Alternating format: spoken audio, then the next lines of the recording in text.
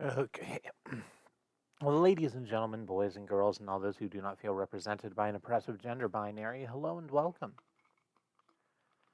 I'm September. You're whoever the hell you say you are, for better or for worse, and I'm going to play some Citizen Sleeper because the game's very good. I continue to be excited by it. I don't sound that way right now, but that's because I have shit going on in my life. I'm aware that I've become less funny or like sort of jovial to be around the way I was a few years ago.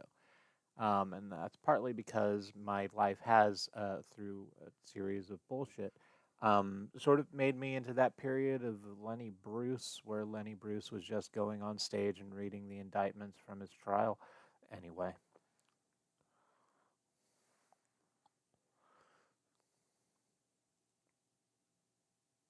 Citizen Sleeper. Let's do the content warnings. Citizen Sleeper is a game where we are a robot without legal personhood status living on a space station in the margins. And uh, as such, it trades in a little bit of systemic abuse.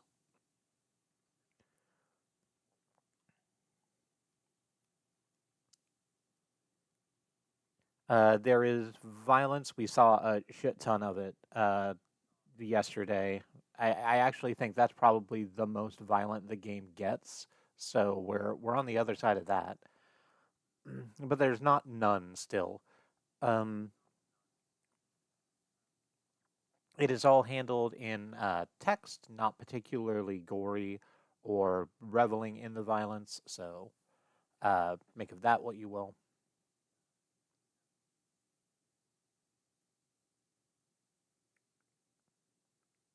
And I think that's everything I need to say on that front. A content warning for myself: I am a strange person who occasionally makes weird sex jokes or speaks frankly about my trauma. And if that's not your vibe, that's okay. If you find that's something you're comfortable hanging around, I'm glad to have you here. If you're here specifically to mock that, hi, hello. Why don't you have anything better to do? There's so many better things you could do with your fucking time.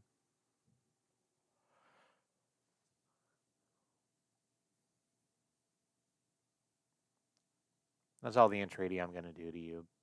You're not going to listen to anything else. Um,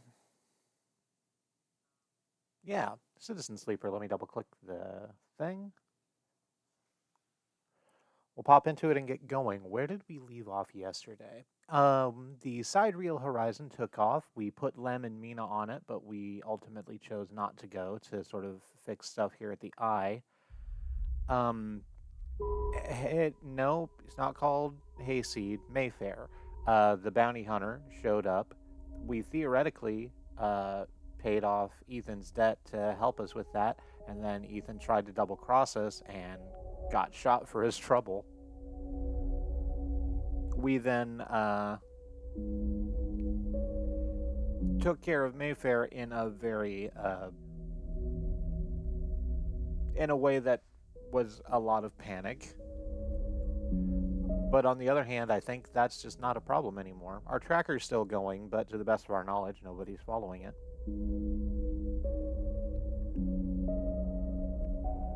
We reconnected with Feng. Let me hit continue so we can actually um, see the station. We reconnected with Feng and sort of moved his plot along. He's about ready to spring his trap on Hardin and the former Solheim uh, corporates, so we will see how that goes. Sabine is still missing, our doctor, but they said they'd get in contact with us eventually. We met a ship engineer called Bliss, who we have been trying desperately to help, but she just keeps getting fucked over by circumstance, and that's a shame. Maybe this time.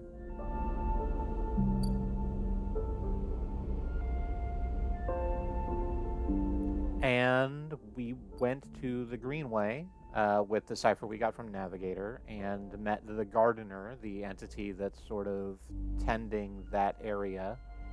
They gave us a seed, which we currently have no idea what to do with.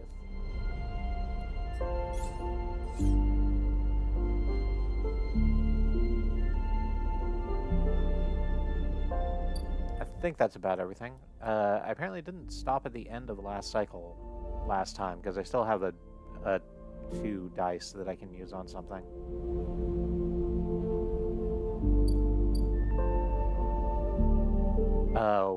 What can I advance with that?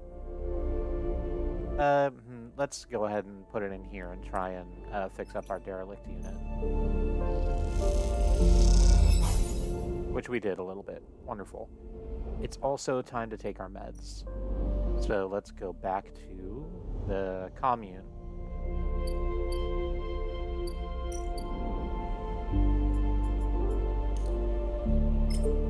Do that.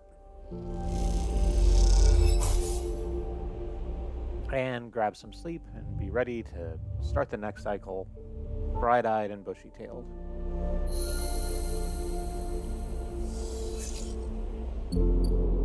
Those are some pretty good rolls. There's a couple 3s, but then a 5, a 6, and a 6. And given that we have a +1 in everything, this is essentially 2 4s and 3 6s.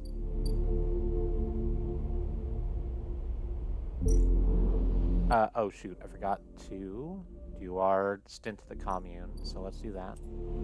Kabam. Quabam.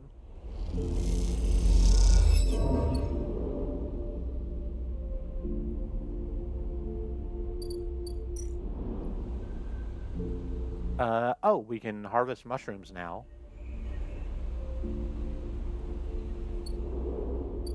To help move along Dr. Rico's mushroom experiments. Do that in a moment. There's a clock over here. Yeah, this is Feng's thing. That'll be ready in a couple of cycles, so I don't need to worry about that actively. And he's not called Milton. What is he called? Bliss's assistant. I can't remember in this moment, but that's not ready yet either. Bliss will have another contract ready in 4 cycles for us, and we'll see in what wonderful and creative way she gets fucked over for that.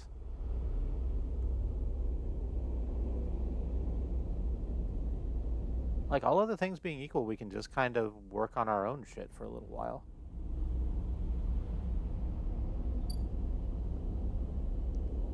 So let's... Oh, right.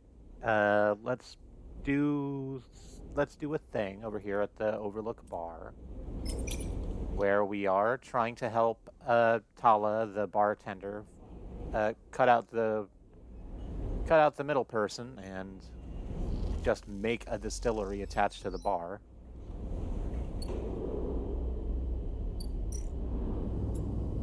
We can also do some manual labor over here with a docked ship, so let's do that. Make a little bit of money because we are now out of stabilizer. Let's go ahead and fix that.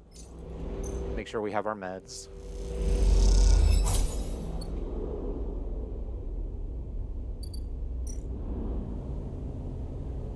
And I'll tell you what, getting one more positive outcome in at the apartment is probably going to seal it and make it ready for us. So let's do that.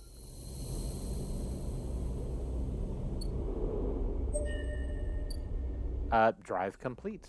We got an upgrade point. And more than that, we have a place to live.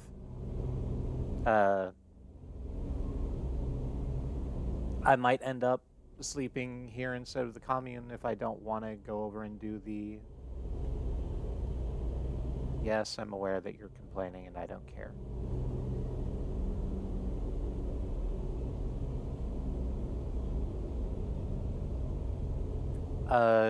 There's apparently a stray cat over here. Let's go ahead and feed that stray cat.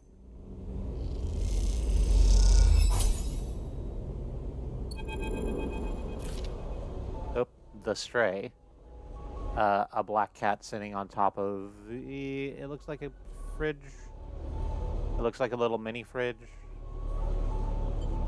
The stray hops up onto a work surface and looks out of the unit's small window. It doesn't acknowledge your presence, it just sits there beside the tray of crumbled crackers, staring out at the low end. What is this cat's story? Are there more on the station? You haven't seen another in the low end, but in this vast megastructure, that means little. There could be a whole colony of cats like this one down in the Warrens. You look at its sleek, dark fur and sharp eyes. It doesn't look ragged, it looks at home. In fact, its presence in the unit makes you wonder if this is the stray's apartment in which you are squatting. Approach to the stray. You lean forward, and the stray tenses up. Perhaps best to give it a moment to get used to. The stray settles a little and starts eating, picking at the broken crackers. You don't remember ever having been this close to an animal. It triggers something in you, a recognition of life totally unlike your own, but still somehow connected, parallel, even interwoven. The stray licks crumbs from its fur.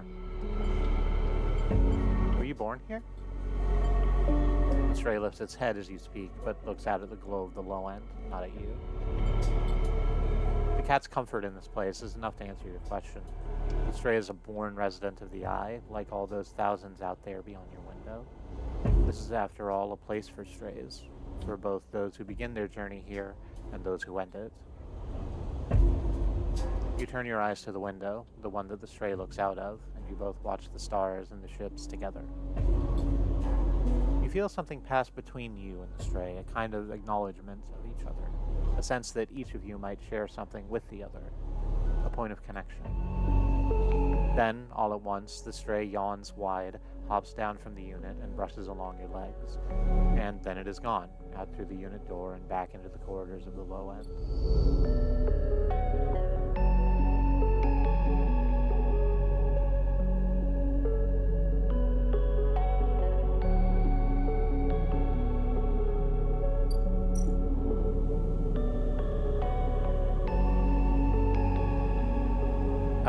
If you buy the crackers and put them out, the stray will always come. That doesn't mean they like you, though. They are a cat, after all.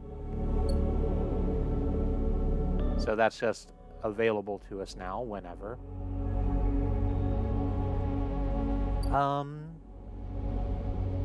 Let's use this last 6 we have and harvest some mushrooms for Dr. Rico.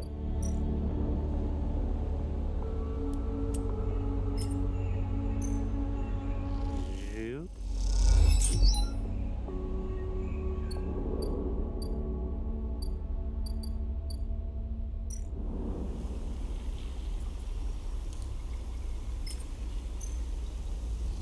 Hand you some samples of matsutake.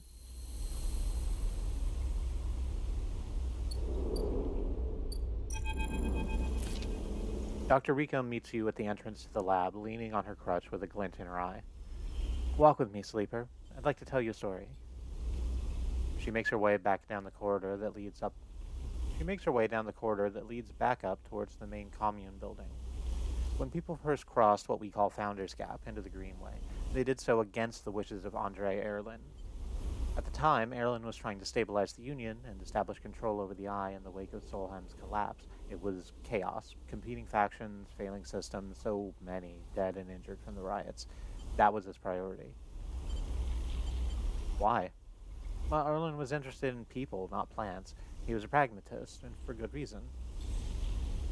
You both crossed through a glass-roof tunnel, the greenway outside crowded with vines and branches dappling the light.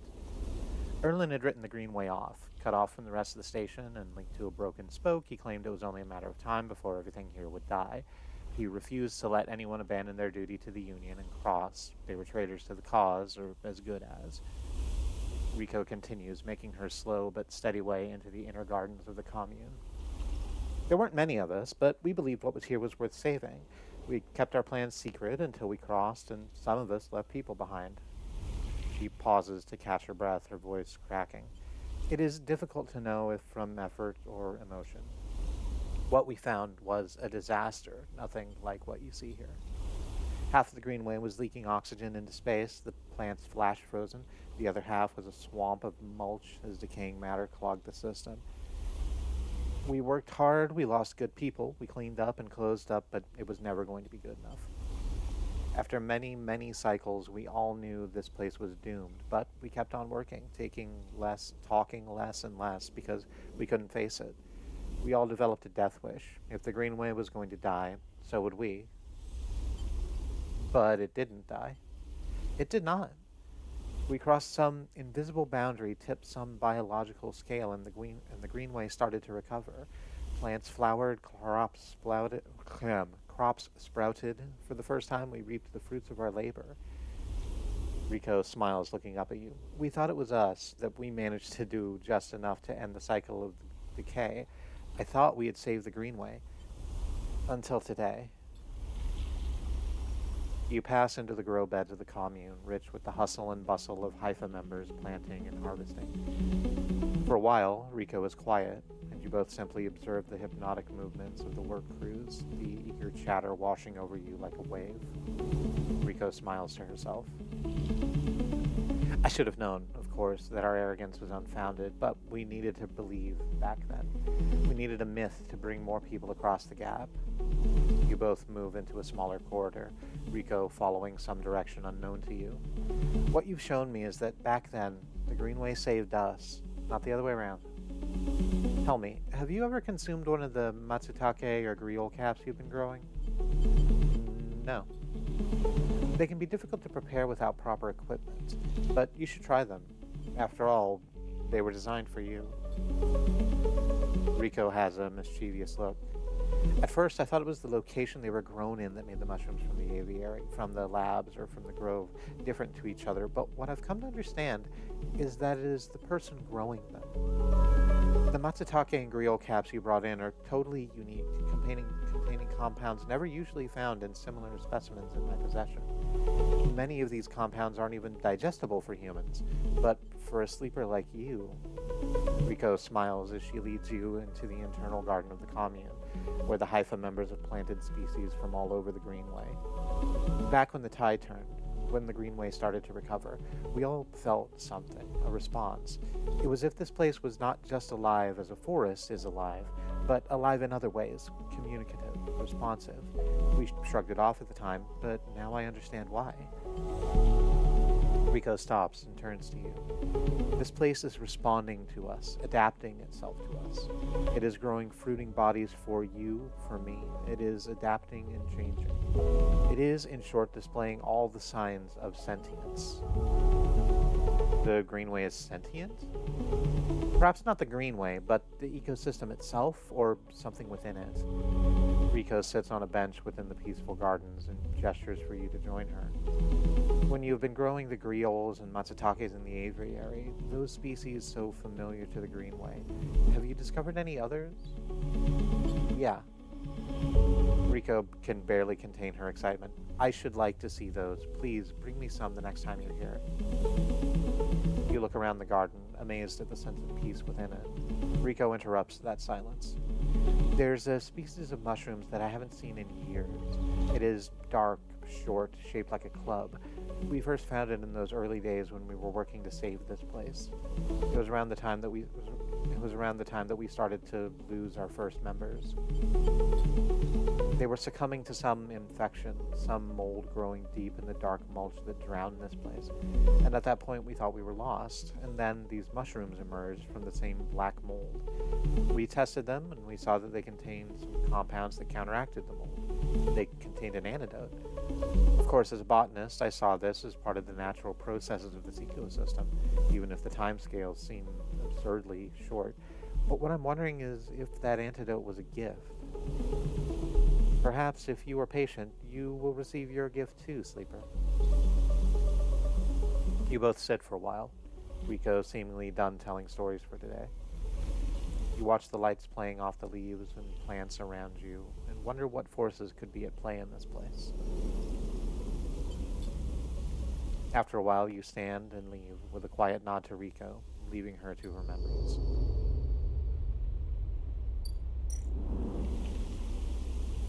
You want yeah, we have club head caps already. And we have 3 of them, so we can just knock this out. We can just knock this out. 1 and 2 and 3.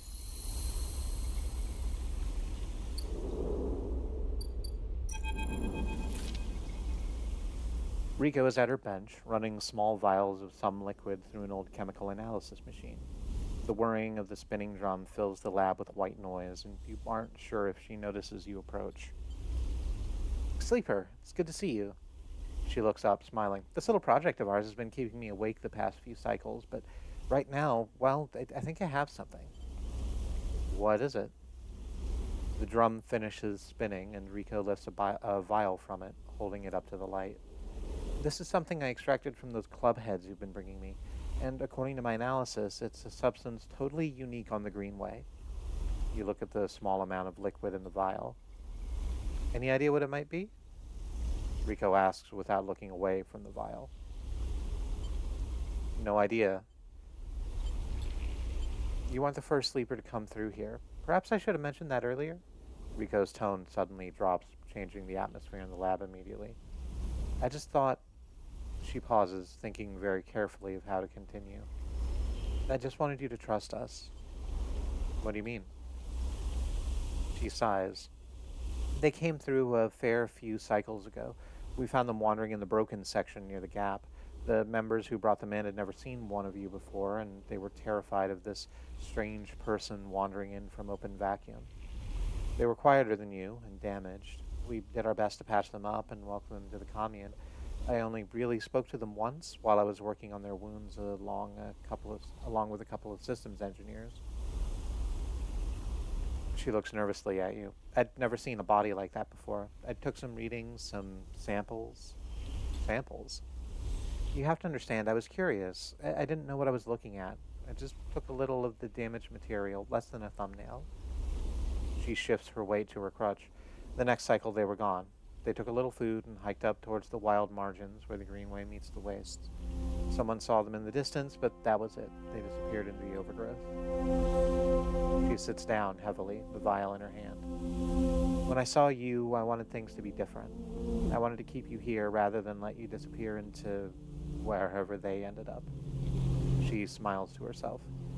Yes, I wanted to understand this place better, but I also wanted to help you. It seems that somehow both of my wishes have come true at once. She holds out a hand with the vial. This is for you. You take the stabilizer, the glass cold and smooth in your palm. How? Those club head caps made it for you, or at least who or whatever made those club heads. It was right there, contained in their tissue. I only had to extract it. I imagine you understand how incredible that is. I learned enough from that sleeper to know that your body, your frame, runs on some exotic technology that has a time limit built in. Somehow, the Greenway knows that too. It understands your physiology much better than I ever could. It knows how to treat you. Just like that miraculous antidote that sprung from the mold, so too has this sprung from your presence here. The Greenway is speaking to you. It is welcoming you. I know it sounds crazy, but I know it to be true. Here's the evidence. And what I also know is it is no longer speaking to me. Even after decades here, I've never seen this kind of response. Not since the antidote so many cycles ago. She smiles. So, I'm going to make you a deal. You bring me as many club heads as you like. I'll extract the stabilizer and give it to you freely. But you have to tell me what the Greenway says. You have to speak with it, to dig into it, to find what being is at the center of it. I've traveled as far as I can. I need you to do the rest. Can you do that? Yeah. Rico sighs with relief and deflates into her chair. Thank you. I'm sorry for the other sleeper. Truly I am. I'm sorry I couldn't have done more. But I'm so glad I met you. You're welcome here anytime. Rico falls silent. She looks smaller now, more fragile, and you realize how old she must be to have seen the collapse firsthand. You idle a little in the lab in case she asks for anything else, but she remains silent, and so you drift back into the tunnel, thoughts of that other sleeper and where they ended up weighing on your mind.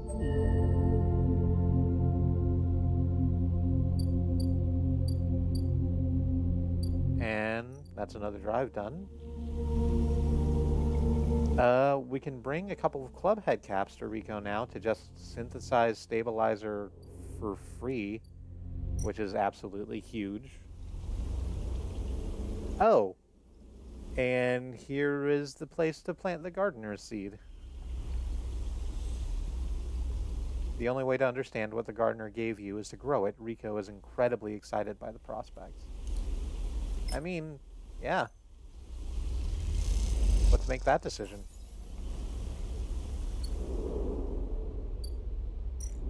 That, of course, has brought up a clock, because plants don't grow overnight. That'll be ready in 8 cycles. And at the moment, we are...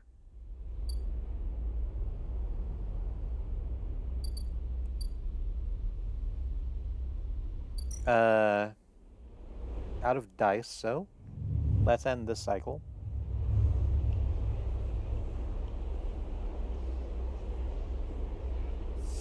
Thing won't be ready, Bliss won't be ready. Although Thing's thing is going to tick down tomorrow.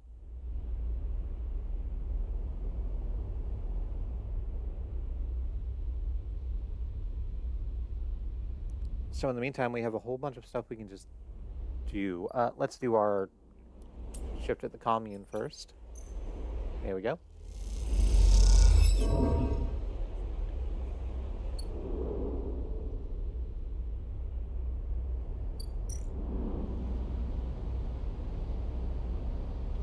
Cross over to the rim.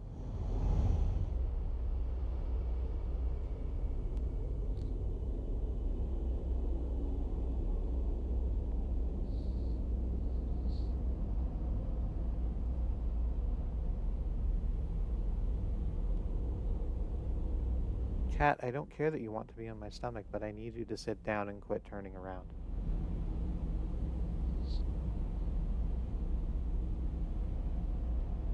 Thank you.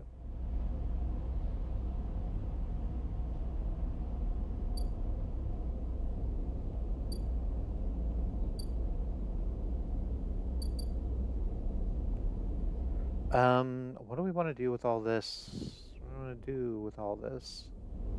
Let's take a shift, unloading at the docks.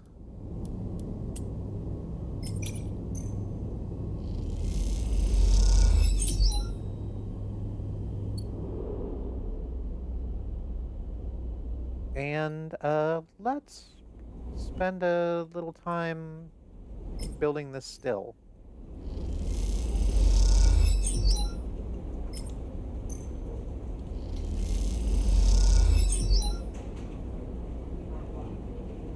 We could get a third one in there, I guess, if we wanted to use that 3 to do that. Can't really put it anywhere else useful.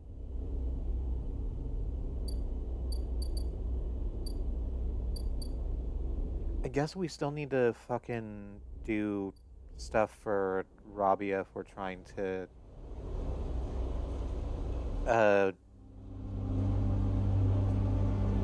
talk to Sabine again, so let's go ahead and do that, even though I absolutely despise it. There we go. Great, that sucks. Thanks.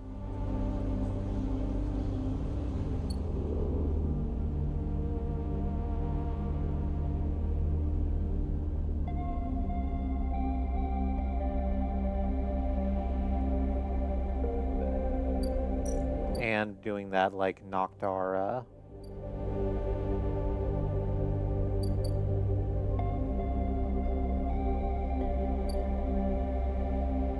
knocked our energy down, so let me go find a place that serves food. We've never eaten up here in the hub. So let's go ahead and do that. Buy a quick meal. Here we are. And tomorrow a bunch of shit should pop off.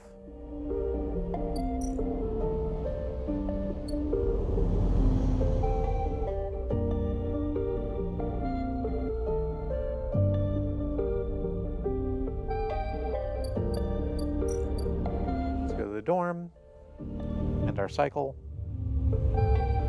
and see what tomorrow brings.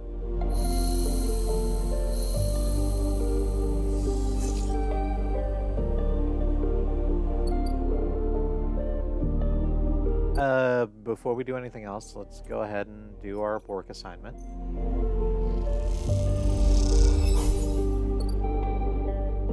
And Feng is ready to talk to us. When you enter the service dock, Feng is already set up, crouched among stacks of equipment. He is leaning over a terminal, bathed in a blue glow. He looks totally at home. Hey, Sleeper, what do you think? Turns out not everyone in Heavenage is set against me. A couple of my old systems pals managed to ship me some of my old gear. He gestures at the pile of blinking hardware. The mess is here. Fang laughs. Don't question the process, Sleeper. What are we looking at? One massive smoking gun. He raises his eyebrows. Fang beckons you over.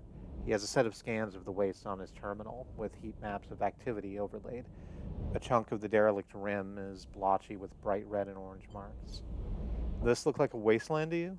Fang shakes his head. There's hundreds of Conway machines out there, all lined up in concealed hangars, and a whole underground facility to support them. Hardin has got a crew out there putting them together. They must have shipped them in piece by piece through the shipyard, ready for assembly out here. Why? They're planning something. No one needs hundreds of heavy-duty reclamation drones to run this kind of operation.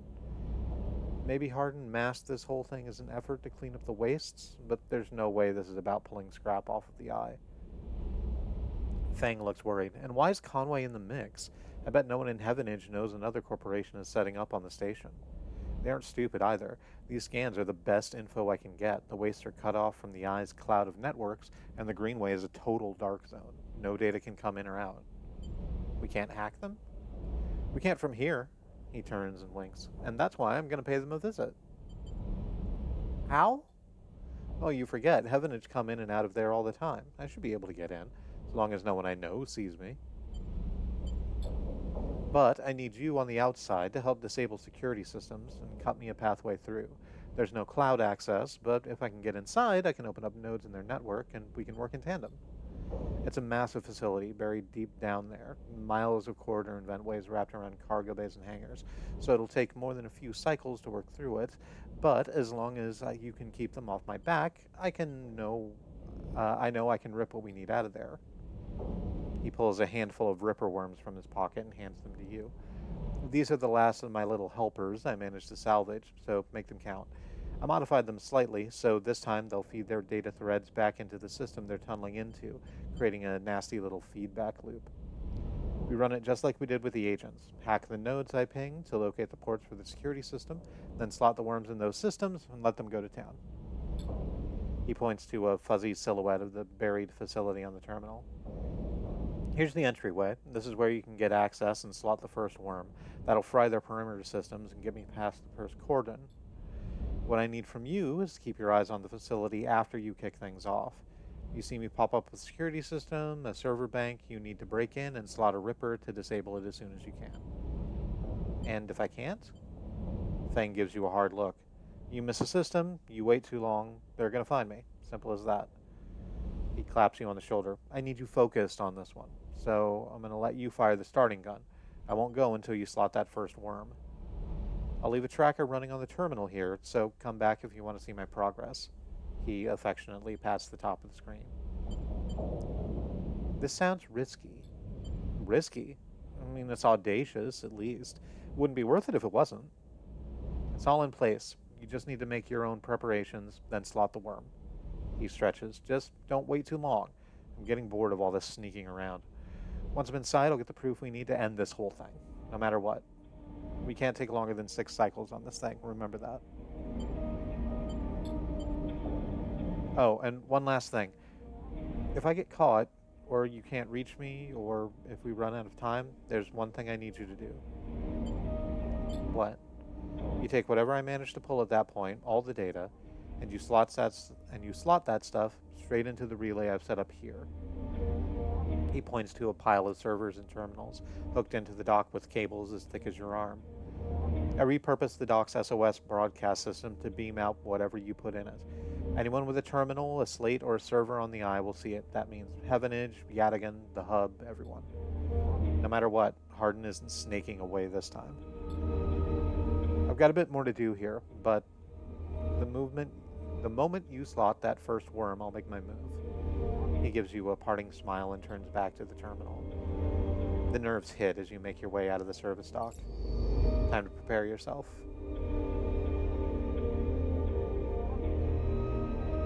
You want out? You want out. I need to let the cat out. One moment.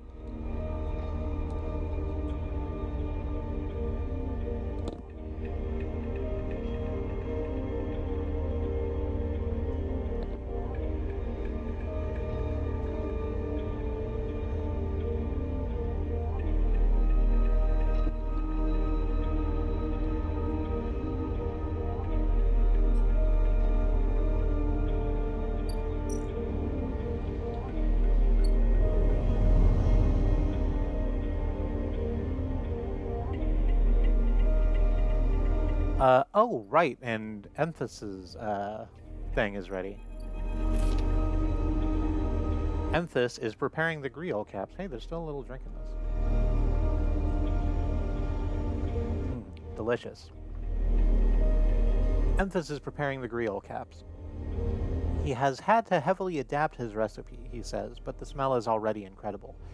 It emanates from a strange purplish-white bulb you have never seen before, and he is slicing it finely. He brushes and slices the mushrooms and then places them in the wok with the sliced bulb and the oil. They caramelize there in that well-worn crucible.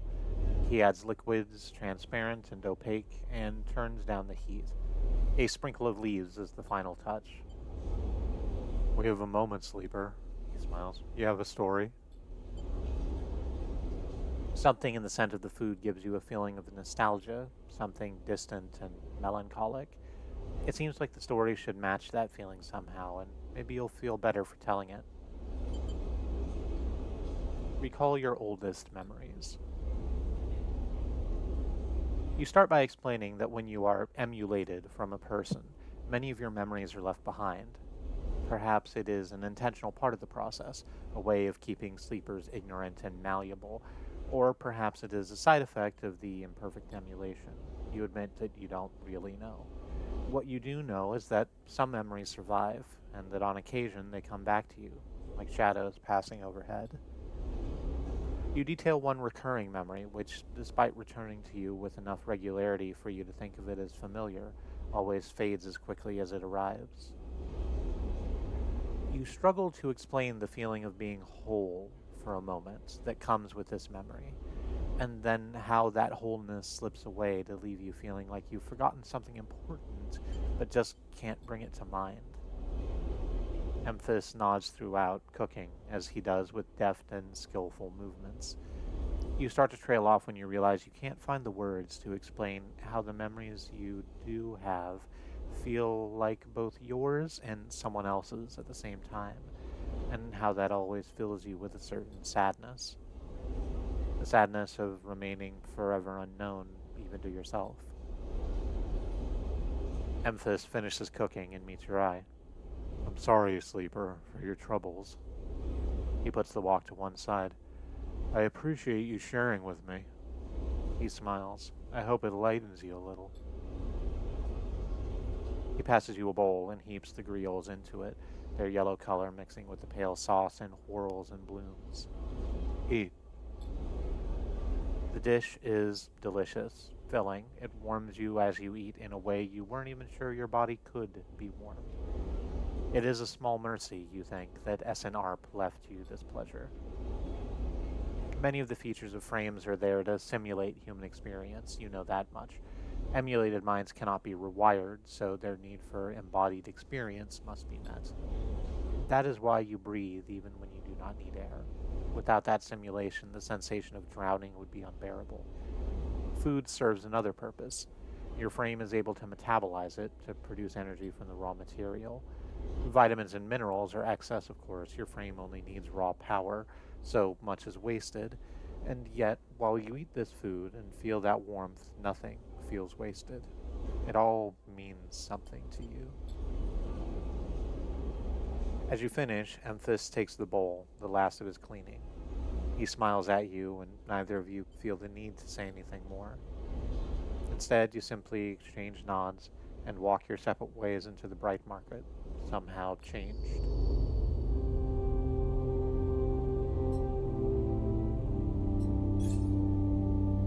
Let's look at our upgrades real quick.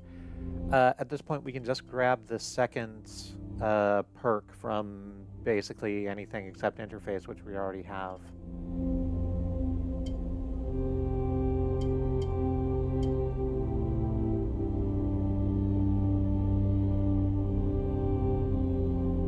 I like the idea of re-rolling all of our dice once a cycle.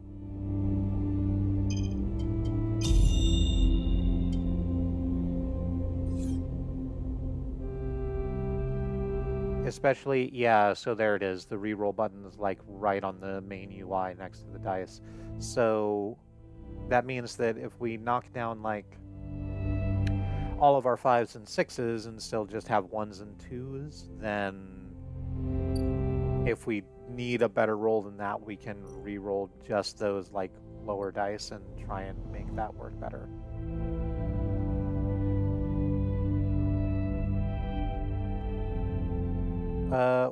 Where is Feng's thing? How does that work? That's the commune. Those are the grow beds.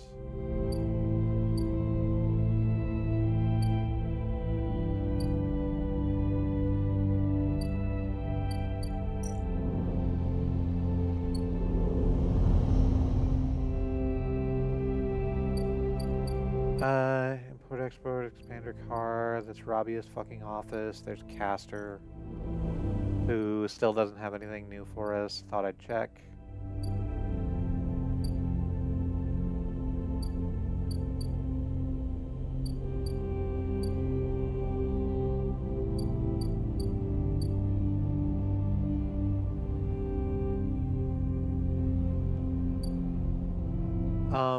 Oh no, it's a cyberspace thing, isn't it? That's why I can't, see where to start Feng's new groove. Yeah, there it is.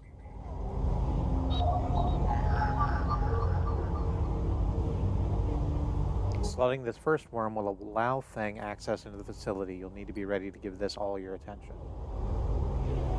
I think given the series of roles we have access to, that I could just do that right now, but I want to go see what Bliss has for us, because I think that clock's done ticking also.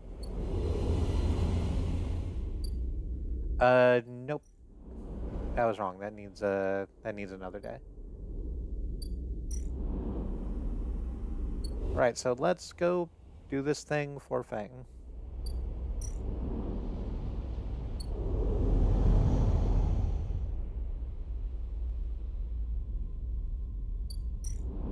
Nope, that's the wastes. There we go. So, let's slaughter our first Ripper Worm.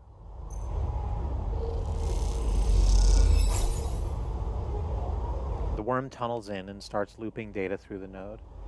The Conway facility opens up to you. Godspeed, Feng.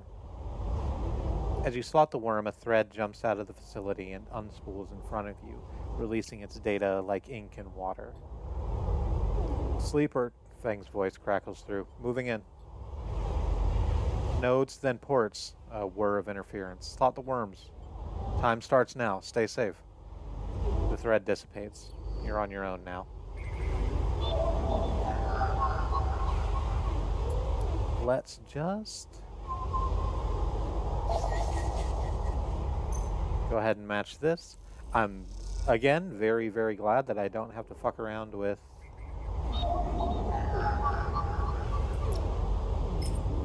Hunter and Killer anymore. I can just worry about our friend trapped in here. Not that that's better.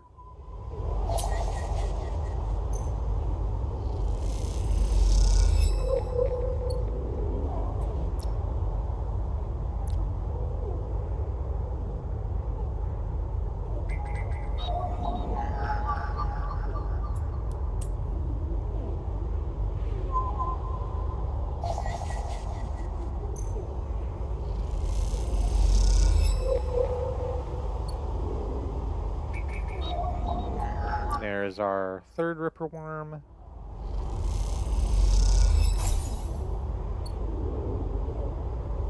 And, oh, okay, we were not going to be able to do all of this in one go anyway, because we need 3 more die in order to click through this last layer of stuff. So, let's leave that alone for right now. We'll use this one that we have to, do a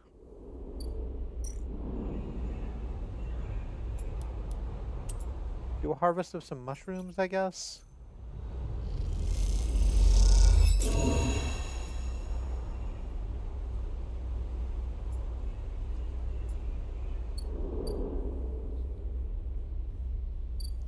We'll sleep and then we'll come back and finish that out.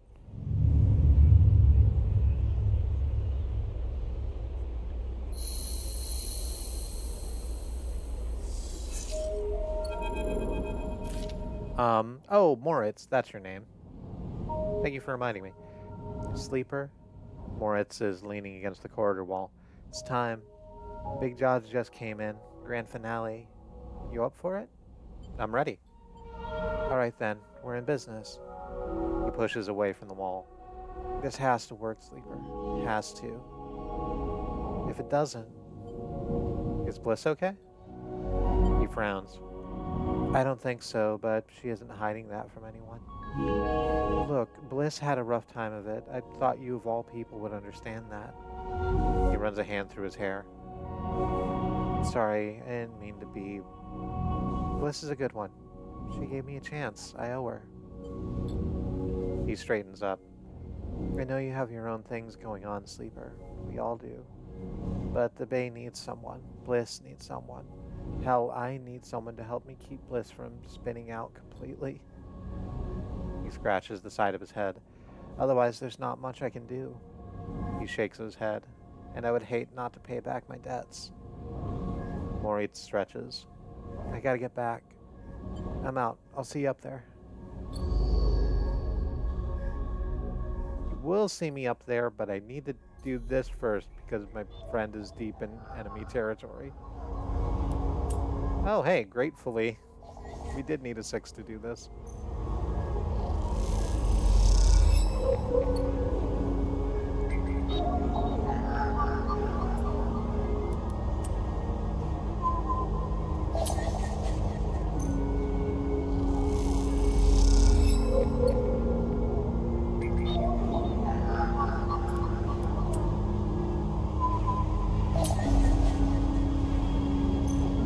Right, that's the last layer. Now we slot our last Ripper Worm, and that should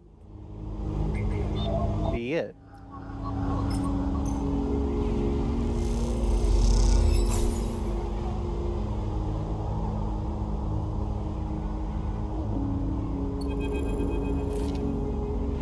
A thread from the facility cuts through the cloud like a hairline crack of light. That's it, the final layer of security broken. Somewhere, buried in the depths of the station, Feng is in control. He's slicing into the camera control circuits and piping out the result. The thread flickers and unravels into an image, a scene. 2 figures in a room, one sat, the other pacing. The pacing figure resolves into Hardin, the unmistakably superior posture, the shock of gray hair. The second figure's features don't seem to resolve. They are vague, unformed. A problem with the data, perhaps? You look closer. Then you see it. The figure is a proxy. Perhaps you should have expected it from Conway, a corporation whose very existence is owed to automation. proxy is a machine designed to be piloted by remote connection, someone elsewhere in the system puppeteering it with their own body, speaking so it may speak.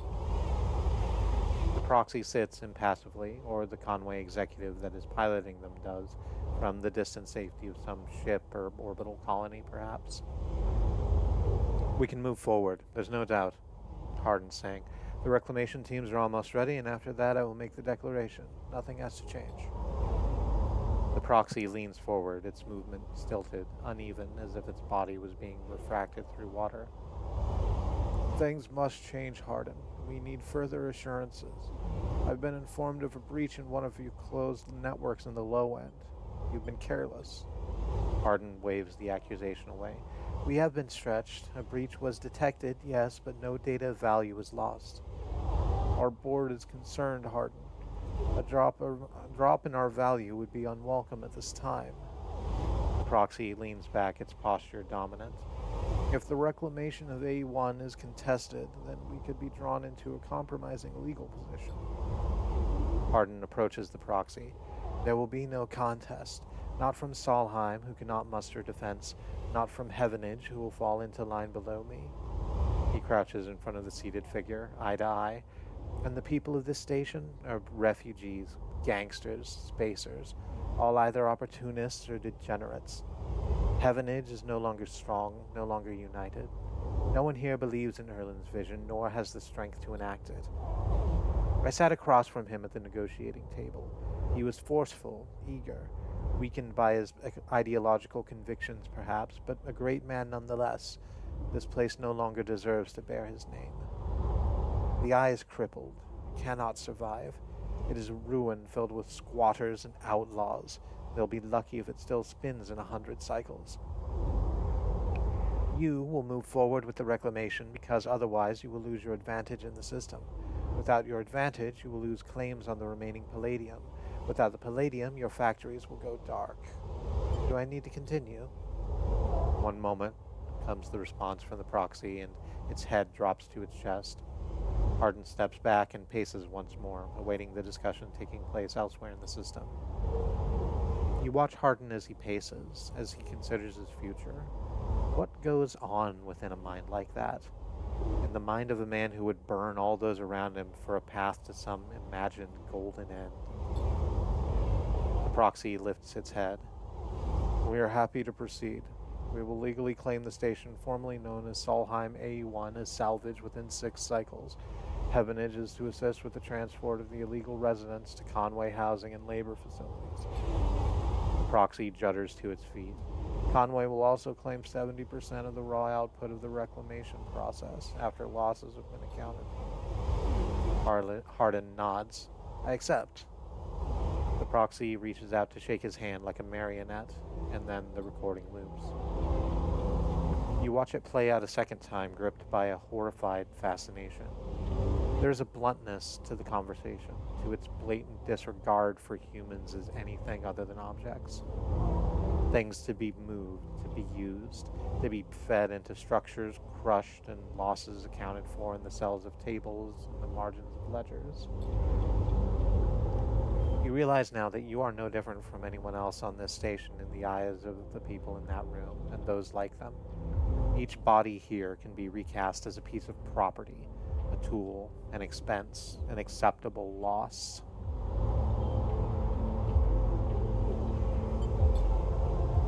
In one moment they can be named a citizen, celebrated, protected, and in another the very idea of citizenship can be used against them. That's what it means to live in proximity to a system like this. No longer. Not while the eye spins. You gather the recording, pack it into a polygon of purest light. Then you drift down into the service dock like a falling leaf and find the relay. It only takes a second to place that polygon of data, the recording, into the relay system thing prepared. And then you watch as it bursts out, a web of threads heading out into the black to every network device on the eye. Let them see what power makes of a man.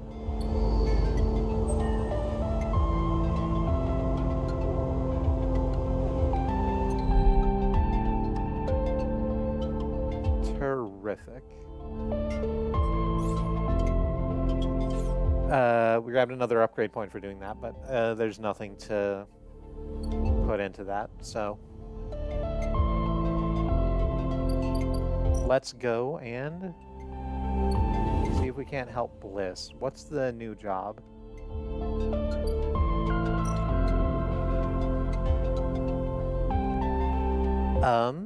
Nah.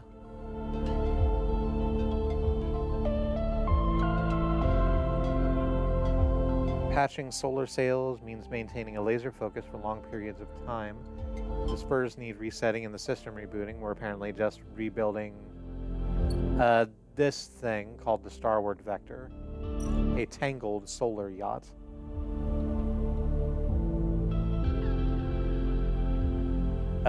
We have 6 cycles to complete this. And wow, that is a lot of clicks on that clock. Hey, let's reset that 1 we have. Oh good, it's a 4 now. And we can put it into a +2 to make it a 6. Just go ahead and do that.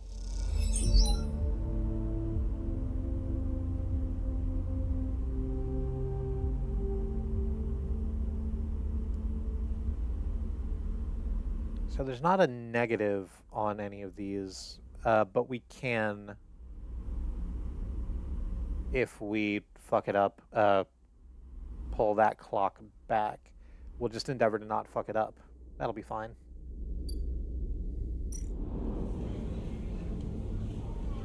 I think I forgot to do my shift at the commune, but that's okay. I just missed the 1. It'll be fine, presumably.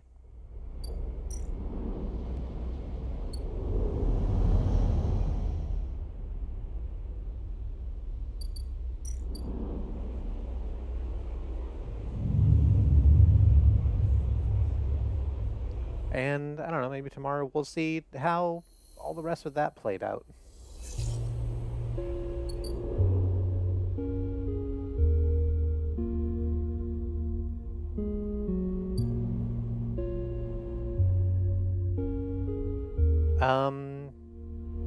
I'm not seeing Fang anywhere.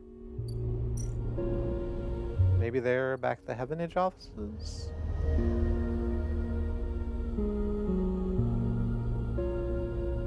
Nope, that's not it. Okay.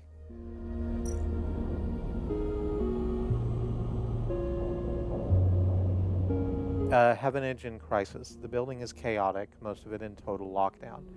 No one will give you a straight answer about Fang or Hardin. Well, we did our best. So we're just gonna wait 1 more cycle apparently and see how that goes.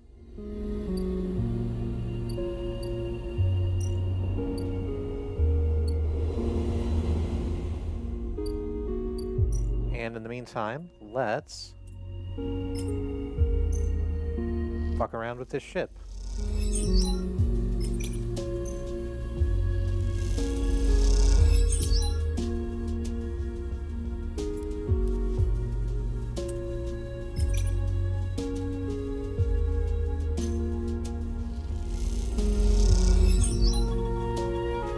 Excellent, we got that about half done already. And still have a dice left over to go do my shift at the commune. So let's do that and get our energy back.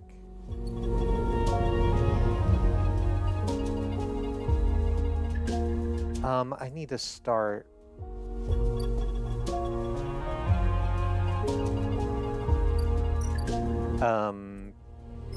caretaking the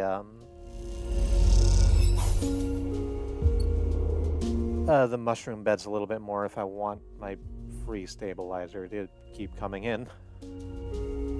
We have like a bunch still, like we've got 2 caps and that should keep us for like the foreseeable future, but we're gonna need more eventually. In the meantime, let's just end that cycle.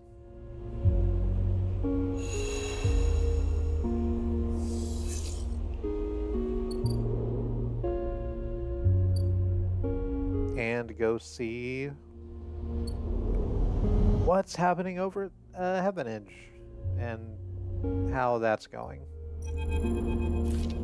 Hey, Feng is here. I'm glad you're not dead. Feng grins at you as the bay door slides open. Above, in the rest of the building, people are busy, frightened. They speak in hushed tones and organize endless meeting after endless meeting. Heavenage have avoided a full-blown crisis for now, but change is coming. Feng is in good spirits and bundles you inside before you even have the chance to greet him.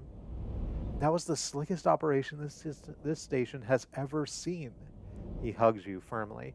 You made my job easy. I am so proud. And, he smiles, I got to watch through the cameras as the Heavenage security that weren't in on it assaulted the station. One of them straight up just whacked Hardin with their pistol. It was beautiful. What are they going to do with him? I'm not sure anyone knows, but he's cooperating and dismantling his operation and scaring off Conway. Maybe they'll exile him when they're done, or hand him over to some core authority. Now I know he won't be an issue. I'm going to be focusing on systems for a bit, seeing as that's my actual job. He points to the ceiling. The people upstairs weren't so happy, though. They've been fielding questions about the state of the eye right and left since the recording got out. People are scared. I'm not surprised. Yeah, this whole thing hasn't won me many fans in the administration, but I think in the end they'll agree that outing Hardin was worth it, whatever the methods. He touches a stack of hardware. The eye is old and was never meant to run like this.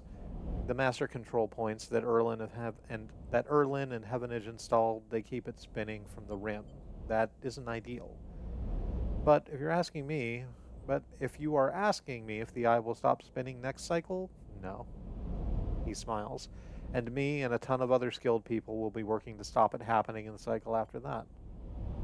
Hardin's problem was that he didn't believe in people. He believed in systems and their ability to shape the world around them.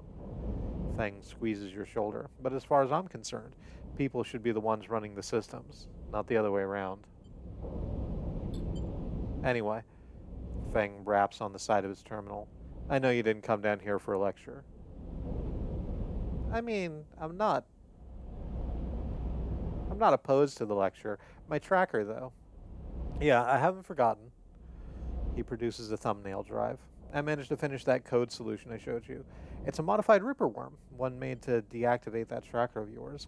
But in the time since I got back, I added something extra. That tracker of yours doesn't just show SNARP where you are, it transmits data about the state of your body and your current condition. My worm won't just deactivate it, it'll edit their data to tell SNARP that your body is irreparably damaged. DNR, do not retrieve. He grins widely. Pretty smart, right? That's perfect. Slotted already? You take the drive and hold it in your hand. Then close your eyes and open up your access ports. Take down your defenses. The worm immediately enters your closed network. It whips through it, taking things with it as it goes. The moment they're gone, you forget they were ever there. They just blink out of existence. A second later, it's done. You open your eyes. How do you feel? Free, the same, or tired? Well, you are free, sleeper. He claps you on the shoulder. Feng lets the word free hang in the air a little before he continues. Seems like it might finally be time for a celebration. Feng wraps his arm around you. Jenna still owes us those drinks. He laughs and you join in. And later, when you leave, you feel deeply thankful for having such a friend. As you walk away from As you walk away from the building, you look up at the wide curve of the eye, up at the hub and the other rim beyond it. The whole thing twinkles with lights, and it seems impossible to see it as anything other than breathtakingly beautiful. It feels, in that moment, like something eternal. That doesn't mean it can, or even should, last forever, or that it'll never change, fade, or decay. It simply means that in this moment, this place has a future, and one that you know deeply and truly is worth protecting.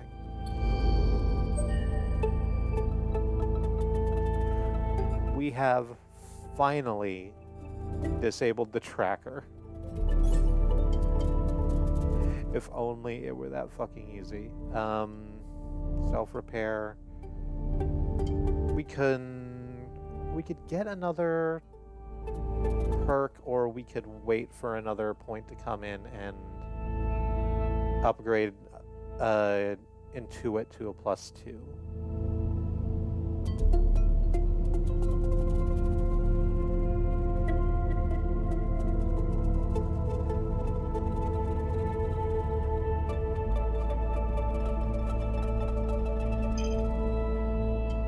Let's take the self-repair thing, because I want to get engineer up to a +2, I think.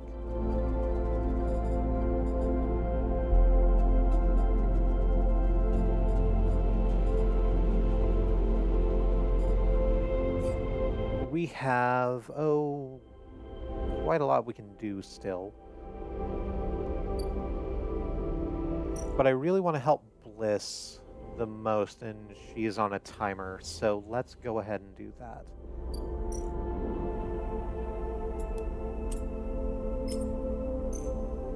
We'll untangle these sails. We will continue to untangle these sails.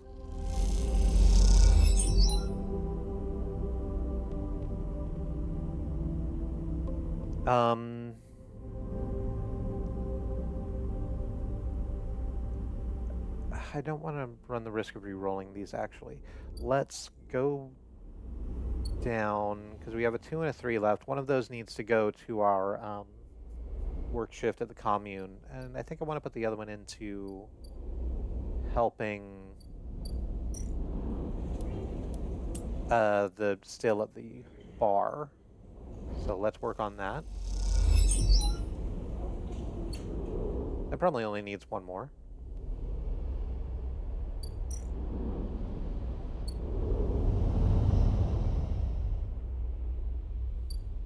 Then we'll do our shift at the commune.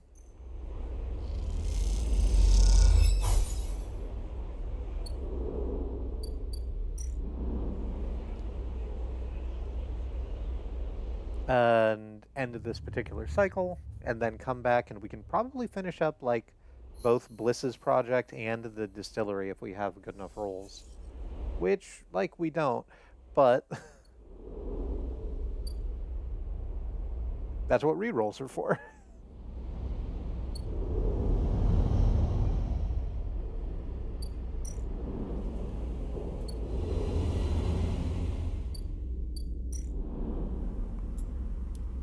Let's run that 6 into untangle the sails. I think we just need one more positive outcome before that goes. I want to just use that 3 on it. It's a 5 because of the +2. Yeah, let's just go ahead and do that. Crap, okay. Oh, there we go. I should have just re-rolled those in the first place. The atmosphere in the airlock is euphoric. You and Bliss keep grinning at each other like idiots. Exhausted, blinded, sore, and aching idiots. Sleeper, that was incredible.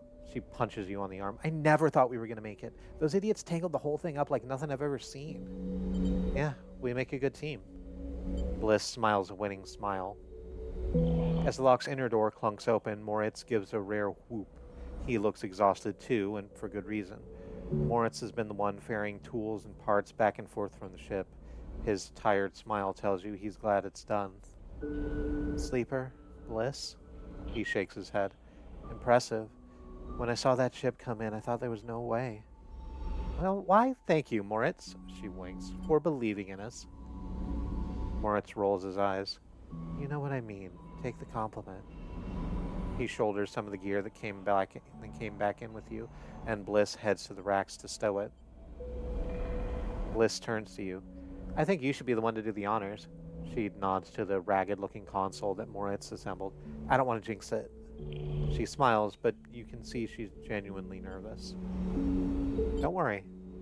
I'll stop worrying when the chits are in my hands and I'm giving them to a gimbal bartender. You glide over to the console and check the screen. It takes a second to see what you're doing through the flickering, cracked display, but after a moment you see the accounts. And there it is. Almost 1,000 cryo sat in the bay's transfer account. Well, Bliss calls, have we been screwed again? It's there. Bliss kicks off from the floor and spins up into the bay, shouting as she does.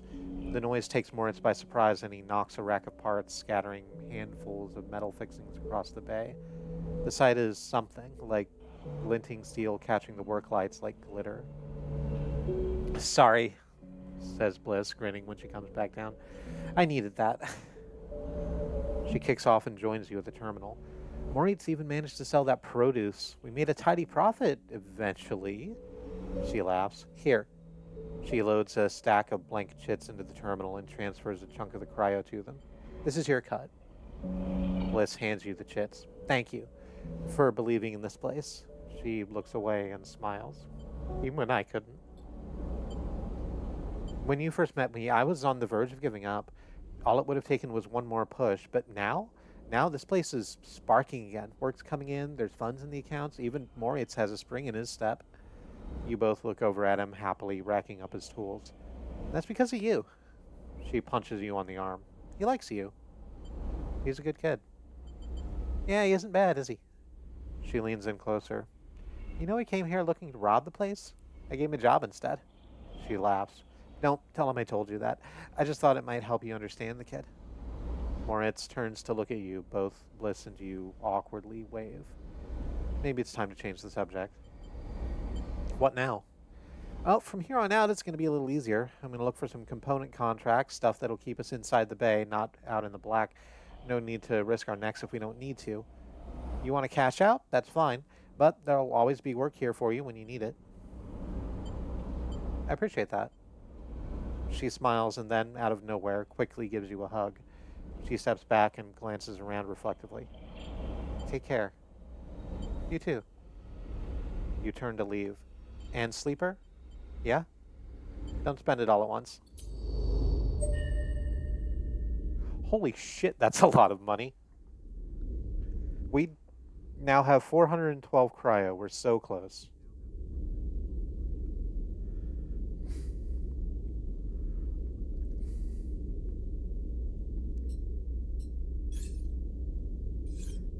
More upgrade points, but we're at the point where we can't spend a single upgrade point. We need more than one. Fuck. Well, I was about to say, what else do I want to do? But this last, two needs to go to the... needs to go to our work shift in the commune. So let's do that. And it's also about time to take our meds. So let's go ahead and do that too.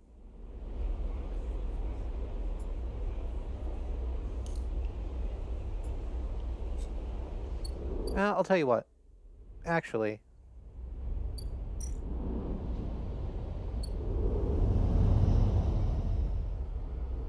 for the evening, because we worked hard and we earned it, let's go to our repair unit. Being flush with cash will feed our stray cats.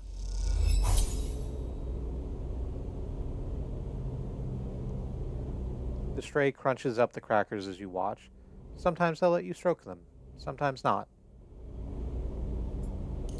We'll inject our stabilizer here and...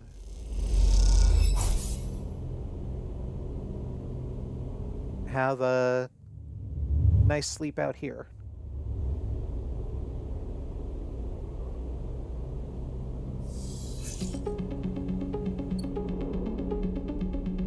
Cool. What else is there to do? How much more time does the gardener's seed need? Oh, that's tomorrow. That'll be fun and interesting. What Let's finish off the... Let's do a thing I want to do and then do a bunch of things I don't want to do. So, we'll go ahead and finish off building the still so that our friend in the bar can have their distillery ready.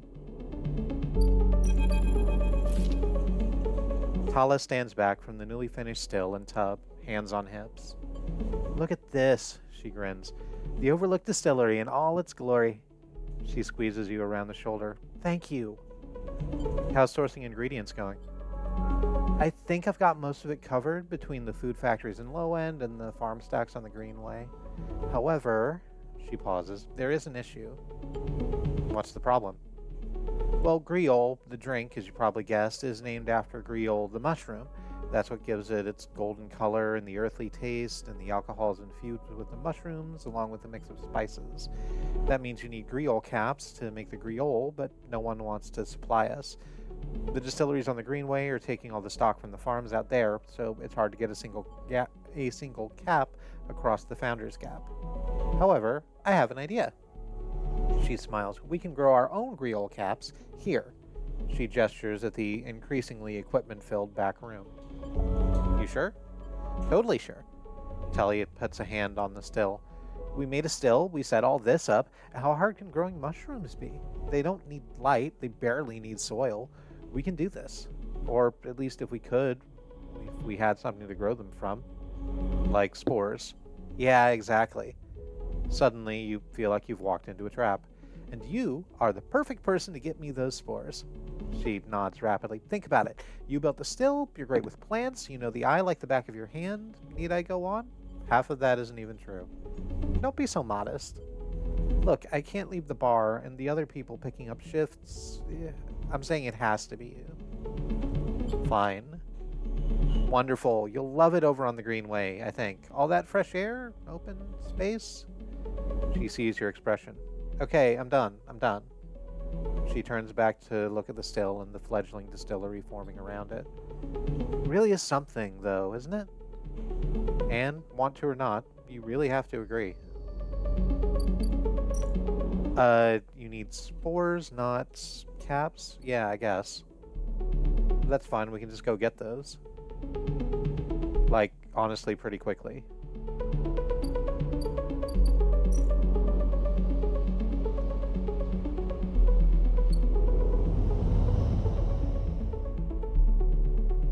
I sort of wish that we didn't have to click the button to cross the Founders Ferry Gap every single time.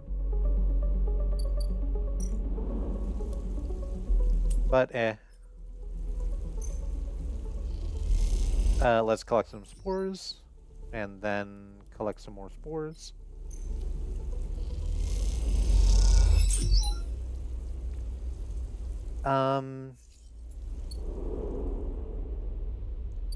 I forgot to do our work stint at the commune, so let's do that. And then go to the aviary and... Oh, no, that needs new spores also. I would rather get it to the distillery because that's a one and done thing. So let's go ahead and do that one and done thing.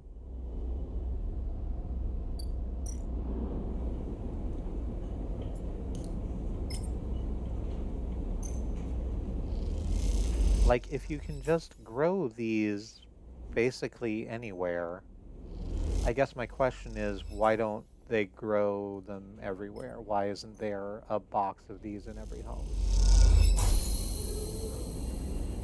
Not for distillery purposes, but like also apparently you can just straight up eat them.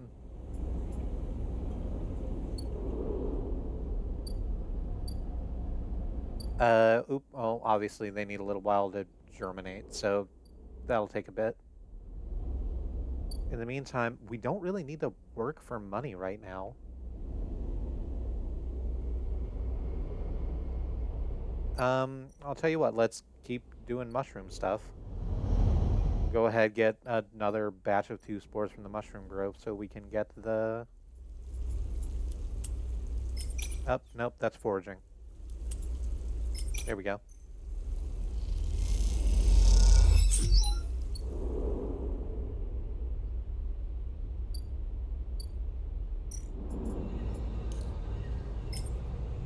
And we'll throw these in the aviary so that we can have more mushrooms here to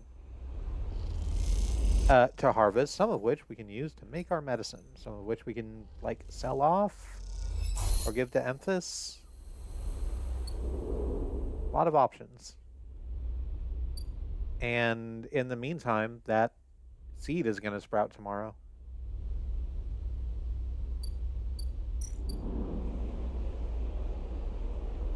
So let's end this cycle.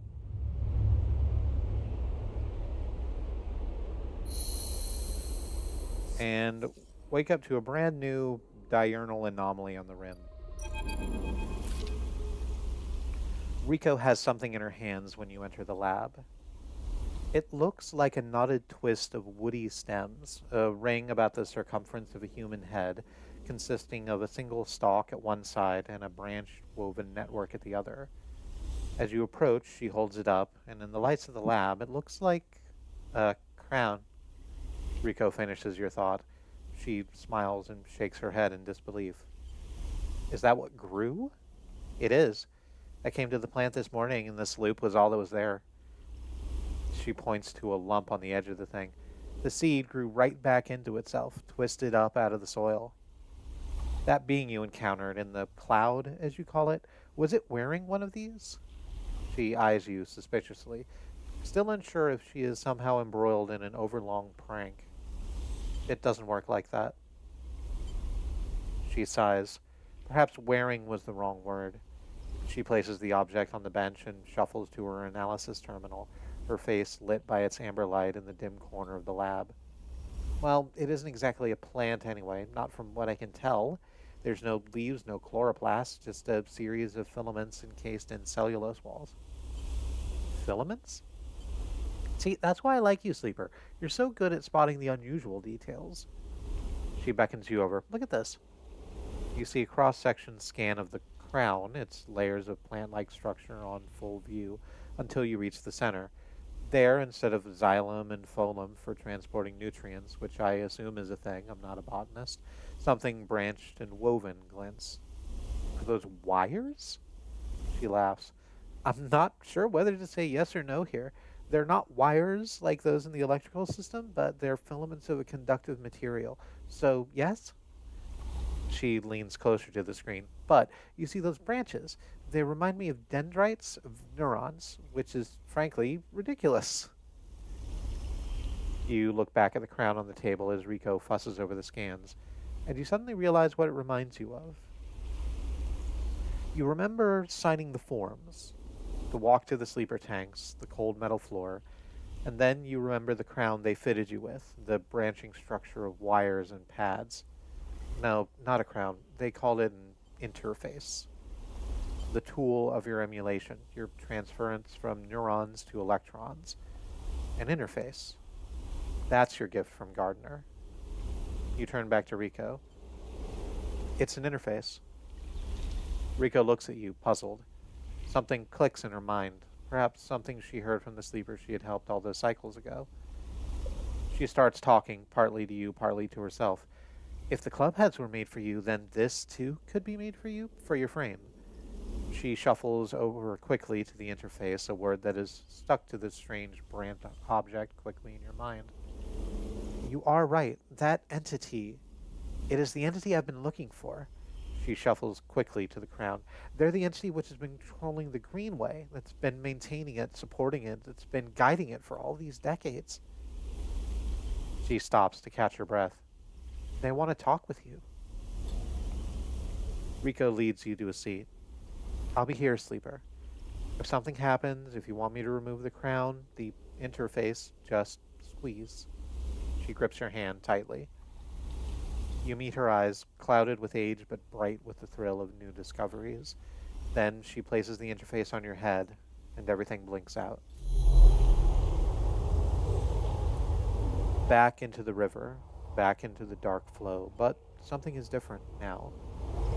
You're no longer pushed, no longer blocked and buffeted by the storm. Instead, it flows around you.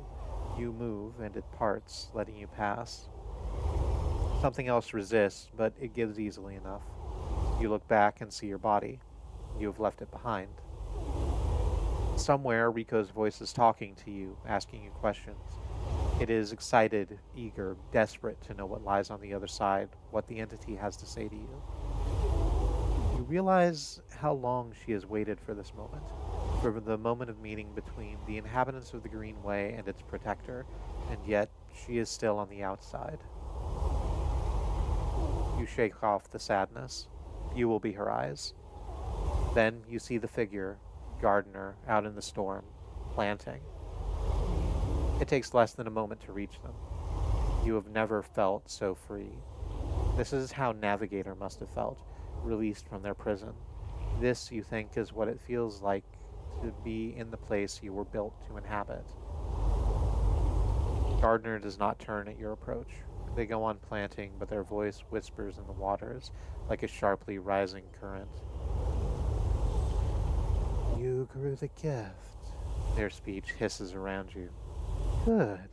I'm glad. I wanted to meet you. Then we are the same. Both eager shoots seeking one another. How does it feel to be free of your seed? They stoop to plant again. Good. That is good. They press the seed into the loamy depths. There was some disagreement, continues Gardner, as if he were picking up on a long-held conversation. With the others, they felt you were a danger, but they're always cautious, especially the fungi.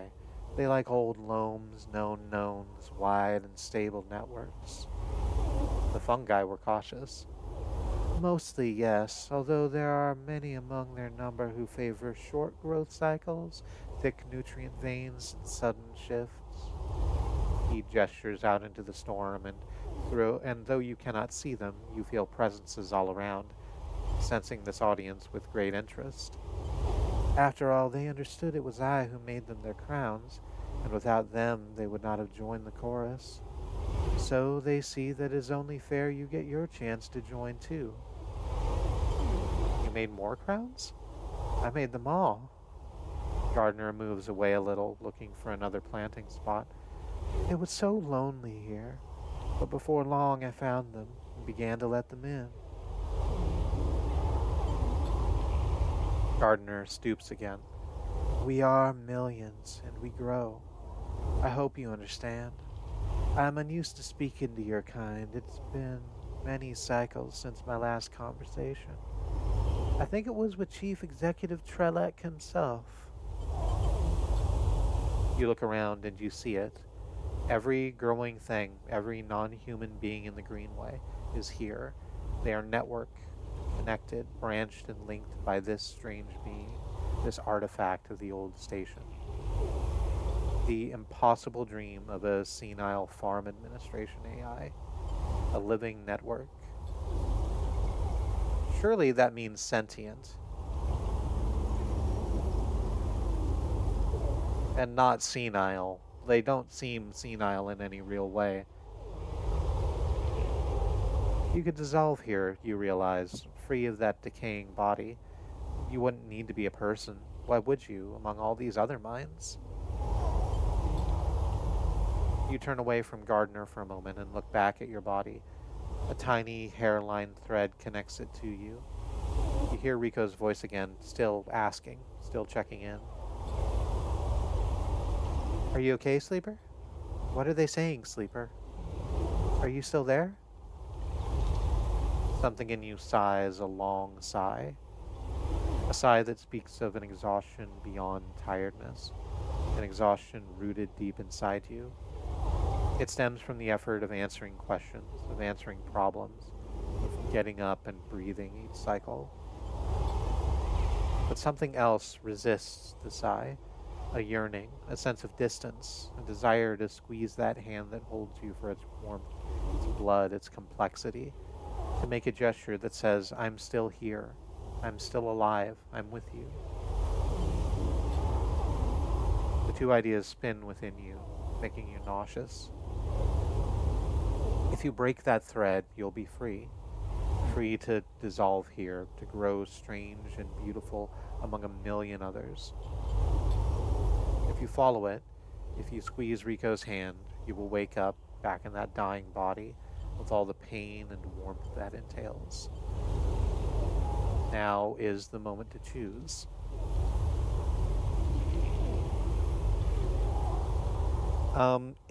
As I've said, the interest of doing all of these endings, we're going to break the thread and then reload the save.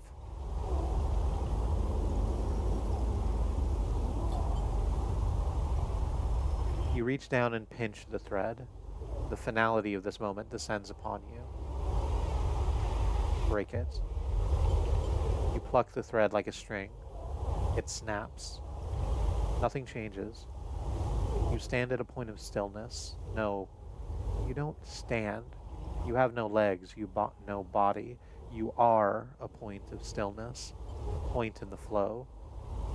Your mind fizzes. 1,000 new shoots break through the soil. They entwine with you, embrace you. Some part of you decays while something else feeds from that decay. The spores of your new thoughts float away in shifting clouds and settle in new soil. Then you see Gardner out there still planting, and they stop like an old man resting in the fields. They turn to face you, and you join the chorus, and together you sing the song of growing things.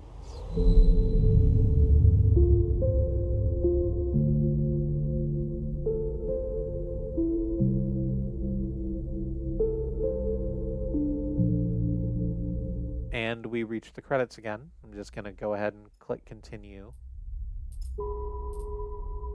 and reload that.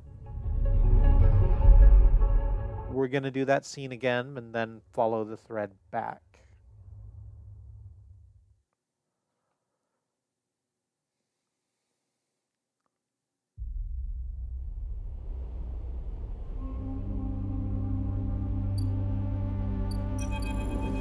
Which means we're going to have to swoop past quite a lot of this text.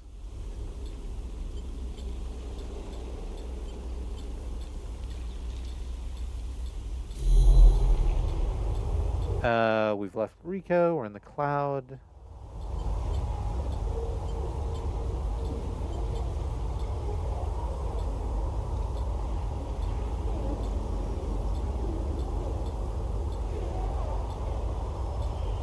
To be cautious and make sure not to click the thing too quickly. There we go. Follow the thread. Your eyes track the thread across the whirling dark back to your body. This choice, you realize, will not be presented again. Follow it. You don't look back at Gardner. You don't dare risk it. Instead, you follow the thread, delicately, carefully, like a diver following their lifeline back to the surface. The river whirls around you, but it doesn't pull. It isn't jealous. Neither does it understand. It is, after all, just a river. It isn't a person, a flesh and blood person with wants and desires, with the capacity for love and hate. It doesn't understand you, and you don't understand it. So you don't focus on it. You don't think on it. You don't think about it on what feels like such a long journey back through the dark. You set your mind on eyes instead, on hands, things you can focus on, hold on to. And then, after an age of crossing, you are there, settling back into the chair, into a body in a chair, and the overwhelming sensations that come with being a living thing with a rich and detailed sensorium. For a moment, you feel like you've made a terrible mistake. Who would choose this weight, this anxiety, this deep well at the center of existence? But then you feel it. Rico's hand gripped hard around yours, trembling a little, sweating a little. Rico's hand with its brittle bones and crumpled skin. Rico's hand. And in that moment, you understand why you made this choice. And then you squeeze Rico's hand, and you wake up.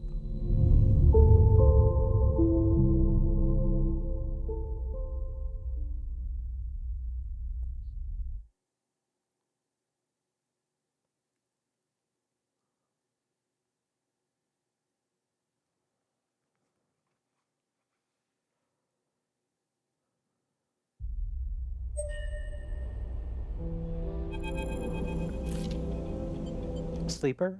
Rico's voice comes wavering through the dark. Are you still with me? You sit up, the lab a bright green glare that fades as you gather yourself. I'm here. Rico smiles. Good. She squeezes your hand. I thought you'd left me for a moment. What? Who? Tell me about it. Tell me everything. Tell her the truth. You tell Rico everything. You tell her about the gardener, the strange farm administrator AI that has grown to be so much more, about the chorus, that impossible configuration of the networked plants, and finally about the choice the gardener offered you.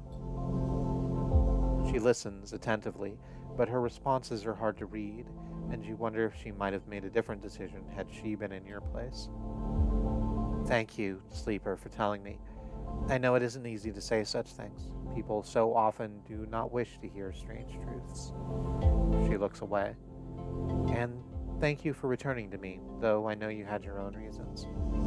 She squeezes your hand reassuringly. Something passes between you then, a kind of shared sadness for the impossible choice. The choice to escape your body or to stay and suffer it. Her smile is warm and generous, and whatever the wisdom of your choice, you are glad to feel welcome in this moment and in this place. Then, suddenly, she stands and walks a little away, as if trying to escape an unpleasant thought. You worry that she knows all too well what it takes to make a choice like you did. Rico sighs. So, Sleeper, you plan to stay in the commune with us? For a while. Glad to hear it. Rico crosses back over to you and takes one of your hands in both of hers. Hyphen needs new blood if it wants to survive, and you're a good friend. Feelings mutual. Oh, don't let me keep you. Rico waves you away and limps back to her terminal. As she does, you notice the crown in her hand, and she places it on the bench with great care. You can't help but feel a little curious about what she intends to do with it. Then you're out, breathing the air of the greenway, fresh as a spring morning. The dappled light makes a patchwork of the greening landscape, and you walk into it, sensing the movements of the gardener's chorus all around. And you are glad to be here in this strange and beautiful place a little longer.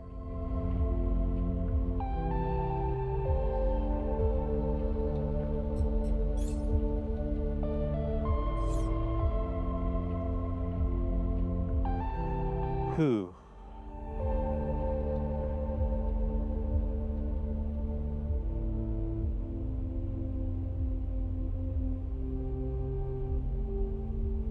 I have always disagreed with the idea that untethering yourself from a body means untethering yourself from emotion. This is a thing that I find uncomforting in a lot of cyberpunk fiction. The more cyber you are, the less human you are. And I just don't...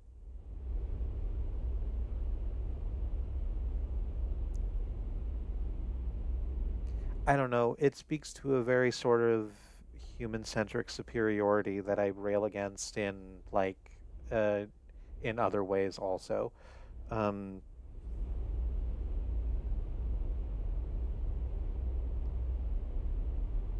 there's a thought that I'm trying to have, and right now I don't have the space to let it unfold properly. So I'm gonna leave it alone for the moment. I'm going to go to the break, and when we come back, we'll see what other wonders and hassles that the eye has for us.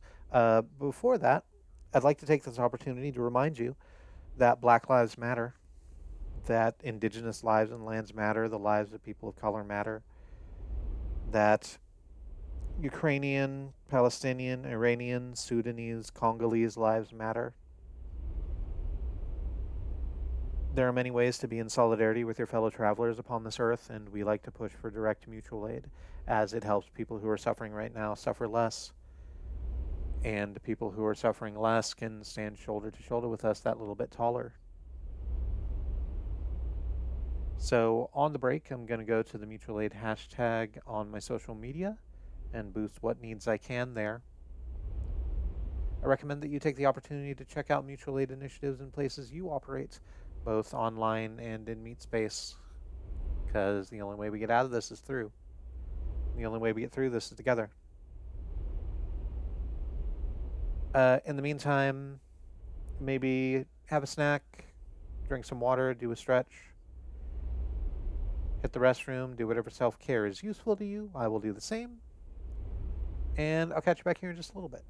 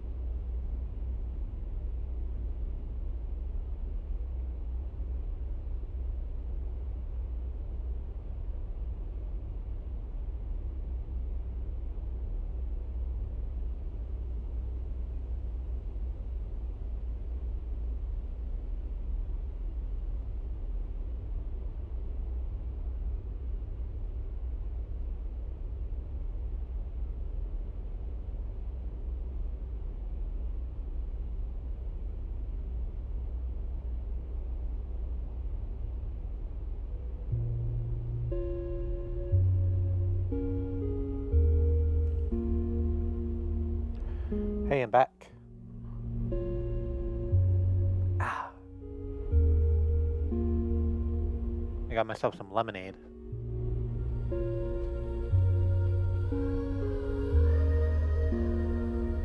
And I'm currently rustling trying to find my fucking painkillers.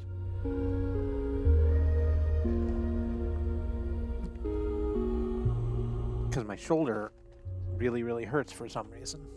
I think I've slept on it weird, but it's been like the last couple of days.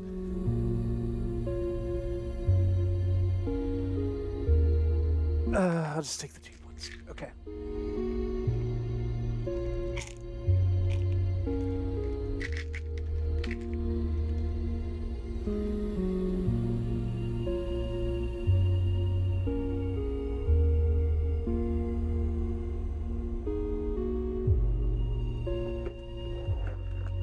Oh, there we go.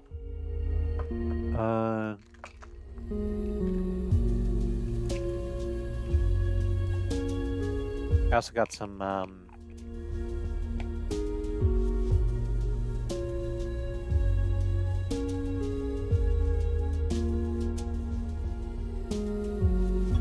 no.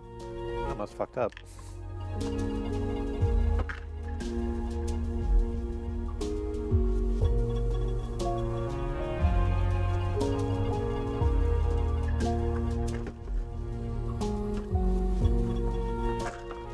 There we go. Those are the ones I want.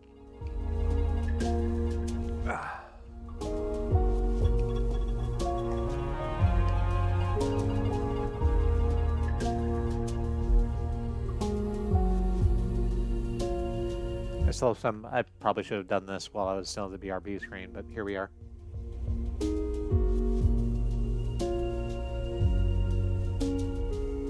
Still have some painkillers from when we went to we had a kidney stone and had to go to the ER last year.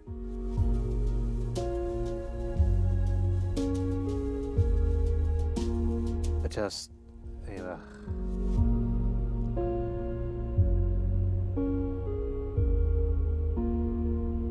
and they worked wonderfully for that purpose and also help for the occasional incredibly bad back pain we get.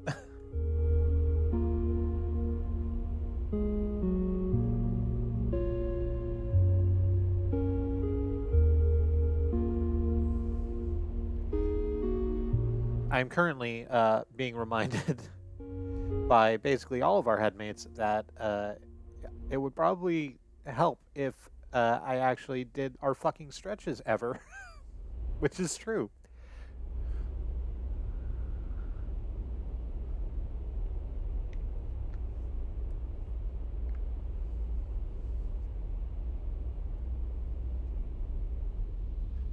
Let's jump back into this. It's the start of a new cycle. We got a 5, a couple 4s, a couple 2s. And honestly, not a lot to do with those things. Because the... let's go up and look at Bliss's bay.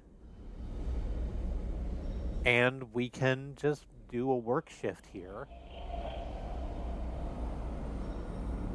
which actually pays a considerable amount more than it did previously. So that's interesting.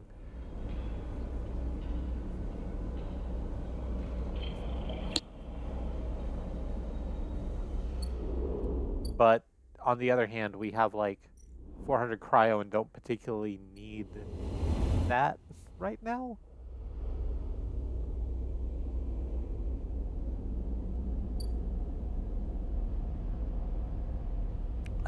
We're waiting for the first batch of the grill to be brewed at the bar. So that doesn't need dice thrown into it. I guess we still need to work for the Yatagan so we can get Sabine out. And I don't want to, but I'm going to. So, hang on, let's look and see if there's anything we can do with the Greenway still. The aviary is still growing. That'll be done in a little while. We could do the farm. Oh, let's do our work shift real quick before I forget.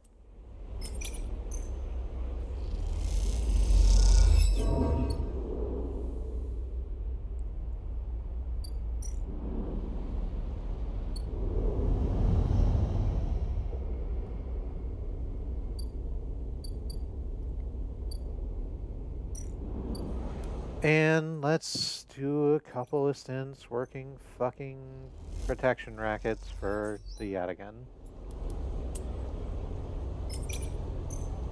It feels very bad to do.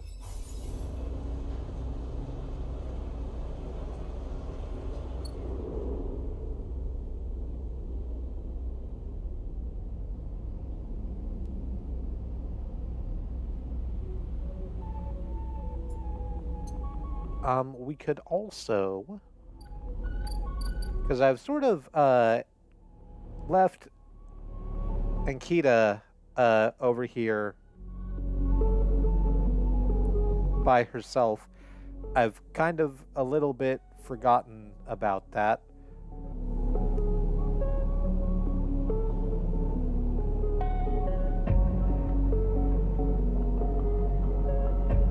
So I'll tell you what, let's do that.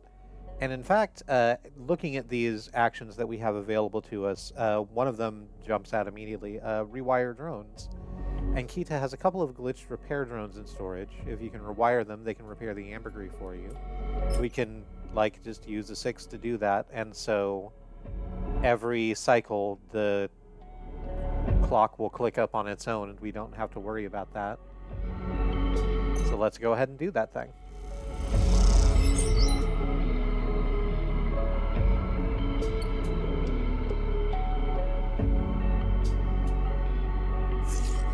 And let's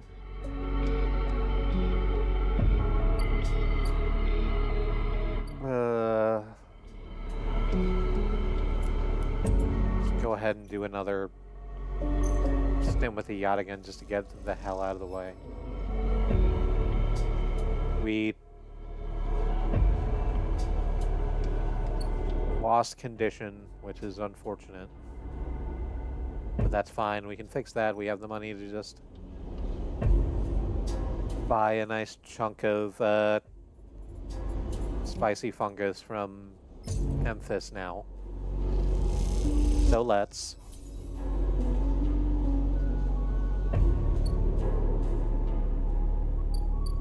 Let's also, while I'm thinking about it, feed our cat. Well, it's not our cat, it's their cat.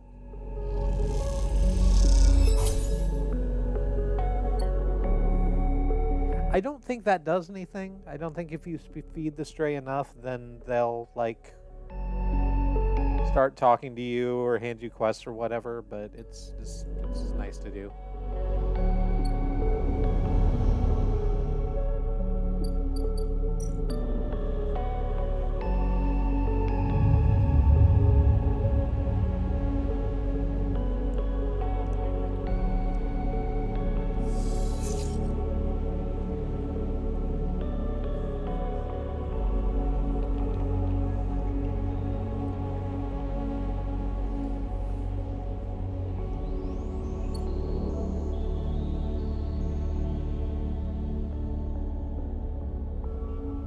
Oh, right. There's also Peak and Esh over here. They want Griol caps to help start that DLC over here with the refugee flotilla. So let's kind of agree to start on that, because it says it's for end game stuff, and we've seen like 3 endings already. So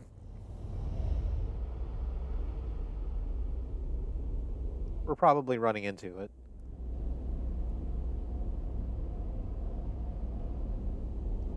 Let's... we can probably finish off the Yadigan stuff right now. Let's just go ahead and do that. Tired of seeing it. We get some scrap also sometimes by doing this because it's an engage action. Or not because it's an engage action, just because just because of the thing. Whatever, that's done. Let's talk to Rabia. It's been a while. This time you meet inside Rabia's office, although now that you've seen it, office seems like the wrong term. You find her stood in an almost bare, shadowy unit midway through a sequence of stretches. There are 2 low stools and a terminal in the corner, but it seems that most of the space is taken up by a heavy punching bag, rubber matting, and stacks of weights. When Rabia turns to greet you, you realize she is missing an arm. The prosthetic she usually wears is set in a cradle near the terminal, a web of colored wires running to it. Updates, she says, noticing you looking to where her artificial arm usually is. It's nothing to worry yourself with. Sorry, No, don't be. I'm sure you've been on the receiving end of more invasive stares than I ever have. You both settle on the stools, Rabia crossing her legs on top and sitting straight back. Gia told me you've been doing the rounds, collecting tithes, patrolling the ward. She smiles. Some of the enforcers are impressed, and I hear that you handled a few difficult circumstances. Nicely done. I wanted to help. And you did. She closes her eyes for a moment. I hope you can see how things work here now. A strong Yatagan means a strong low end. Both are woven into each other. I know that for you, life on the eye has been a struggle, but I hope we can do something about that from here onwards. Though some of our members may not see it this way, I know you too are a refugee. She looks at you solemnly. That is why you have come to us. Enough, Rabia. Savine's voice cuts through the conversation. I am tired of listening to your affected nobility. They cross the room, Rabia's baton in their hand, the end lit with sparking electricity. Rabia looks between the two of you. I suppose this ambush was another cooperation between you two? She looks strangely unfazed. No, they're acting alone is correct, but I also kind of don't want to leave Sabine hanging, so yes. Rabia smiles as Sabine moves closer with sudden intent. Sabine reaches Rabia as she rises and whips the baton around to meet her throat. Both freeze, Sabine holding the baton out, the end shaking a little, and Rabia fixed in place in front of it, leaning away from its sparking tip. Remain silent. How does it feel, Rabia, to be the one at a disadvantage for once? Sabine asked, trembling with anger. Your debt is with Yannick, Rabia stutters. Don't be a fool. This crusade will be your end. Sabine grits their teeth, and for a moment you think they're about to touch the baton to Rabia's exposed throat. But slowly, deliberately, they press the tip downward, forcing Rabia to recoil back onto the stool. Sabine drops their arm to their side, but does not turn the baton off. Sabine, tell her. They both look at you, each still catching their breath, as if they had forgotten about your presence. What's the point? Sabine breathes heavily. She refuses to listen to criticism of the great Yatagan project. Rabia collects herself. Speak. She folds her arms and waits to be convinced. Sabine takes a breath, organizing their thoughts. They go to start, pause, then decide on another approach. Eventually, they say it. Yannick is a traitor. Rabia immediately flinches, her eyes going to her prosthetic arm, her muscles clenching. But she rides it out, more eager to prove Sabine wrong than she is to hurt them. At least for now. When I came here from SNARP, they glance at you, gauging your reaction. It was Yannick who was one of the first to support me, to look after me. I should have known then, but I was naive and afraid. Sabine turns to you. Sleeper. They take a breath. I know that I should have told you I worked for SNARP long ago, but I thought you would abandon me, and you are my final friend. What you should know is that I left SNARP because I was running for my life. I leaked documents on the Sleeper program, on the illegal and immoral practices it relied on to the press. SNARP wanted me dead, and I fled as far as I could to this refuge at the end of the surrogate systems. Sabine stops to collect themselves. And what does this have to do with Yannick? Robbie interrupts. The sleeper knows you're SNR. I told them. And while you hide beneath the cover of being a whistleblower, you and I both know you worked on the sleeper program. Yannick told me as much. Sabine's face falls. It is true. They glance at you and then away, ashamed. They lift their head. But it is Yannick, not me, who is in the pocket of SNR. Rabia flinches again. I can prove it. He made some kind of deal to keep me here, to tie me up in debt, lock me away. And in exchange, Rabia slams her hands on the desk. Just tell us, for God's sake. In exchange for those, Sabine finishes, nodding towards Rabia's prosthetic arm in its cradle. He's been using Yadigan enforcers, using you as test subject for SNR technology. I have the data to prove it. He's been bringing them in under the guise of stolen shipments and having me fit them, knowing each one is capturing data and sending it back to its makers. Rabia's fixed expression has started to fade. Sabine produces a slate. It's all here. Thousands of hours of usage data, failure rates, error dumps. These are untested implants, Rabia. They could short out, fail, cause cascading failures across a person's body. And they have. Sabine suddenly looks incredibly tired. I thought the error rate in the units was down to them being stolen or modified. I've tried to fix hundreds of failures in my time here. Not all of them. They stop, unable to continue. Rabia closes her eyes and breathes in. Then she opens them again and holds out a hand to Sabine. Show me. Later, much later, when you leave, Sabine is still talking Rabia through the manifests and usage data, both of them crowded around the terminal as Sabine leads Rabia through each layer of Yannick's betrayal. As you leave, Sabine catches your eye, and something passes between you, something like a thank you or a sorry or some other expression that communicates both sadness and hope.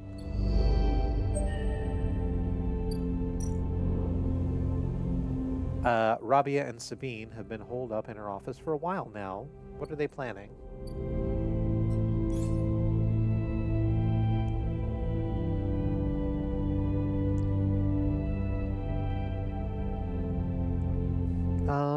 Let's hold off on that upgrade until we can get to the next, +2. We have a lot less, in terms of,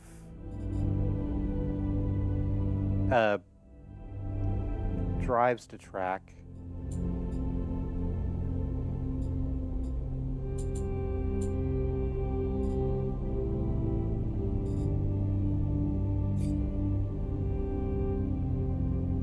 We're just kind of waiting on the Overlook Bar and the Overlook Bar to be done, the ambergris to be fixed.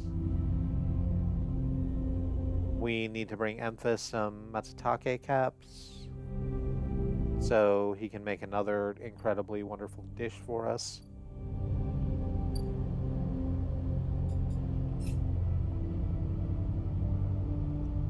There's also build a ship mind, which we can't do right now, but can probably get to tomorrow, or not next cycle, but the cycle after, when the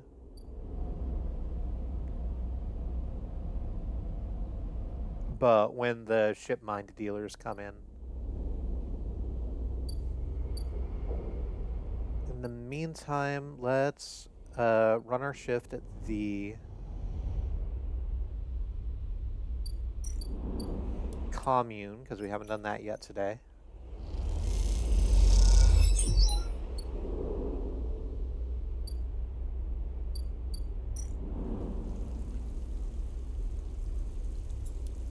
And let's do some mushroom work.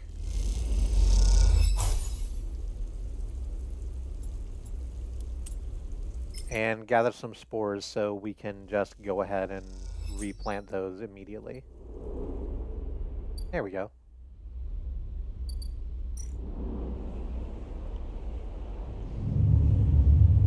Send the cycle.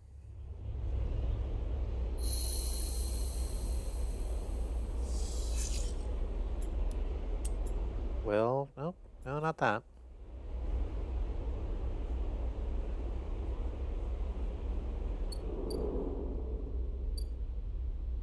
Let's, real quick, before I forget, do the work assignment.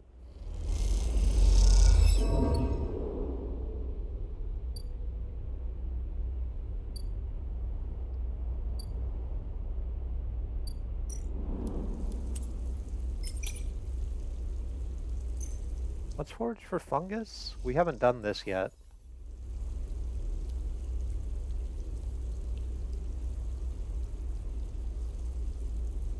Oh, that didn't do what I wanted it to.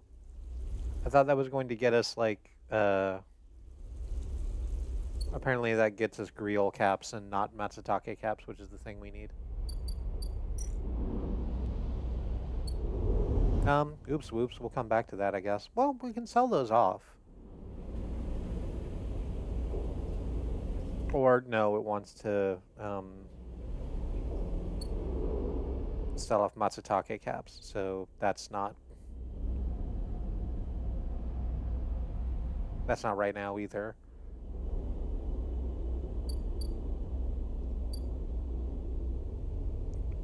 There's nothing we can really move forward right now.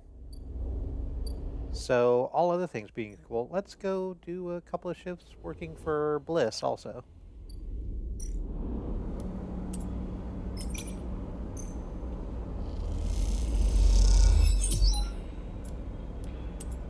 We don't particularly need money anymore.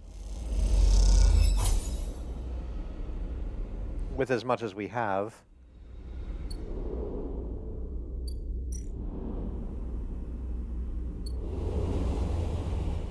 But,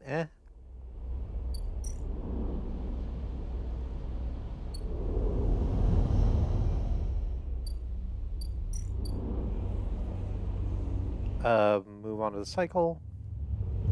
And then the mushrooms should be ready to harvest, so that'll be good.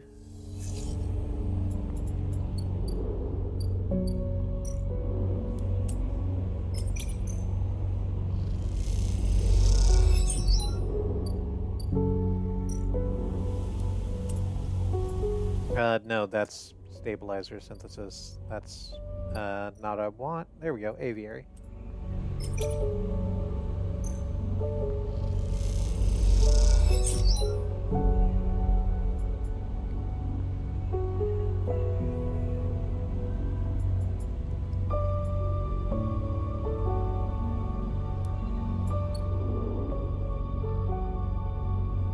And while I'm about it, let's go over and grab those couple of ship mined pieces. Or actually, let's haggle over the price of those ship mined pieces, because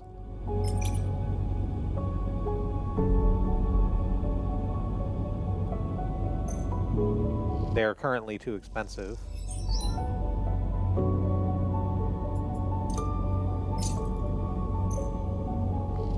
And we essentially just got 2 for the price of 1.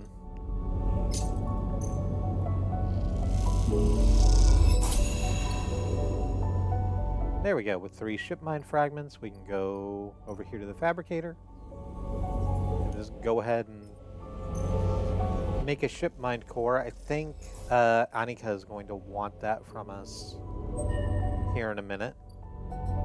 In the meantime, it gives us an upgrade point to use. So let's up our Intuit to a +2, because that's the skill we use to do mushroom farming.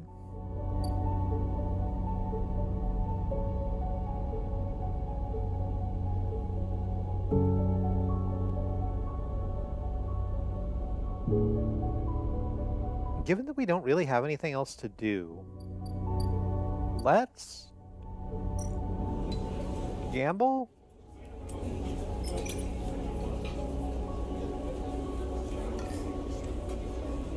We've never done this because I don't really see the point, but we can, like, guarantee a positive outcome, basically, or at least a neutral outcome.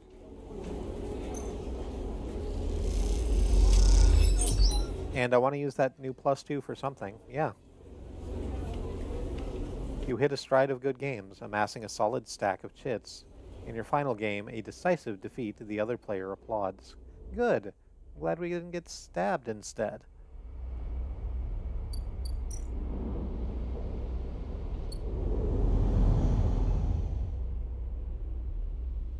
Even though Sabine's back in town and they'd probably be very happy to patch us up. Well, not very happy. They would probably not be, like, overjoyed to see us come in having been stabbed.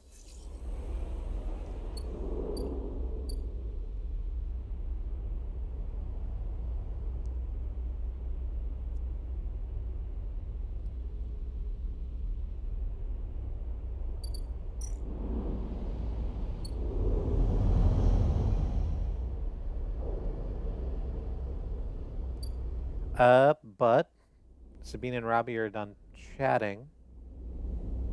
So let's go ahead and see how that came down. As you enter Rabia's office, you hear voices. Is that Sabine? You push open the door. Sleeper, what good timing. Rabia calls out as you enter. I wanted to introduce you to someone.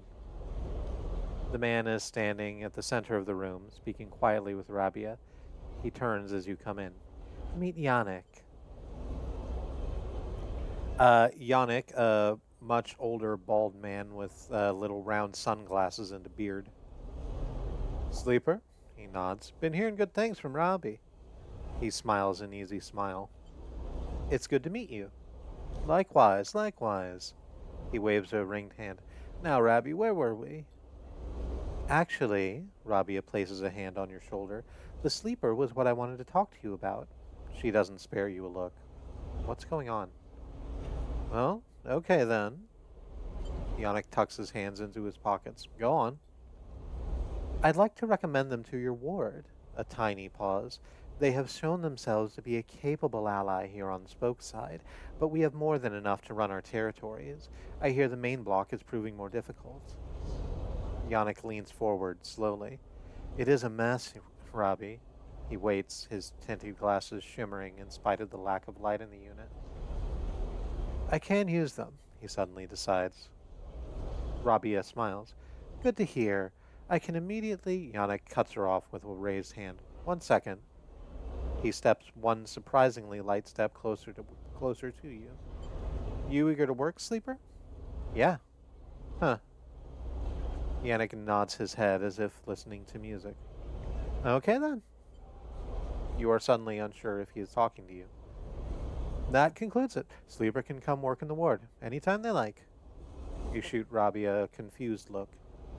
Rabia finally glances at you for a moment, but it is so fast you almost miss it. Good. I know you'll be happy with their work, Jan. Yannick reaches out and squeezes her shoulder. Sure, Robbie, he says. Now, please, he says, turning to face you. Let us old friends get back to it. He guides Rabia away, leaving you standing alone. You look to Rabia, but she is deep in conversation, and so, stunned and confused, you leave.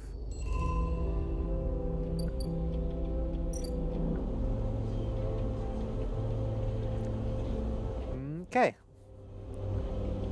So we have a new job area to work in. It's Yannick's ward.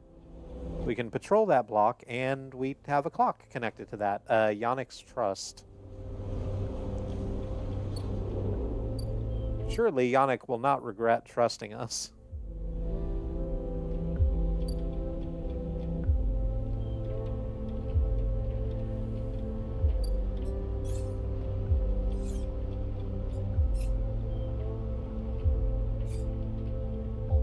His second-in-command has recommended us to him after all.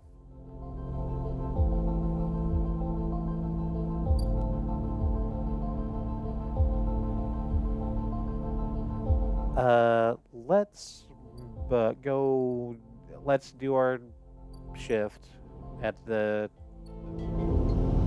commune and then harvest some mushrooms, I think.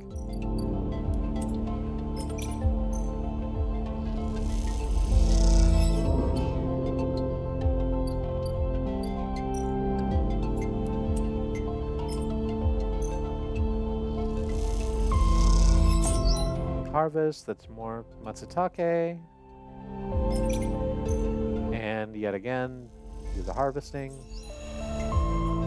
Oh, there's some club heads. That's what we need for making stabilizer, which we can't, which we still have one of. It's not a problem, but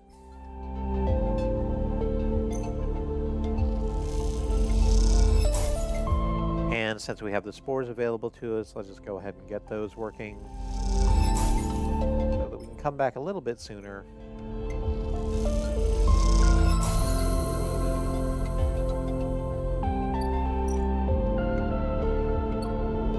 And we'll go hand these off to Emphas.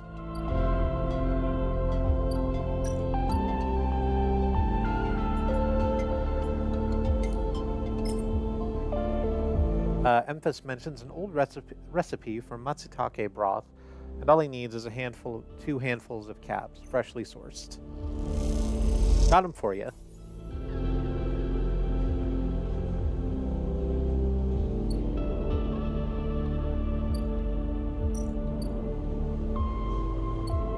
Oh, right. It's going to be a bit.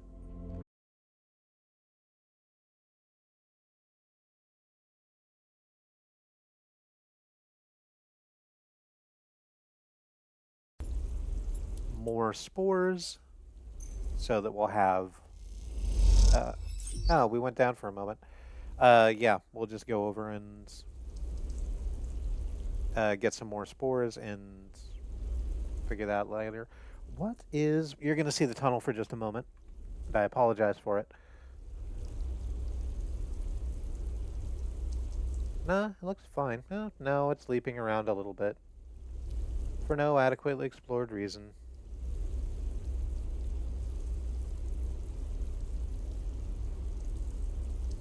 Been fine for weeks, and now it's like this.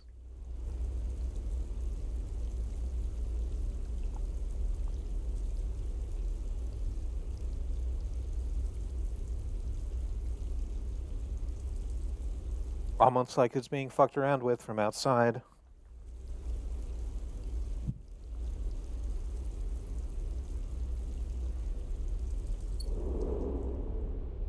Let's go ahead and on the Hyphodorm. We'll end our cycle.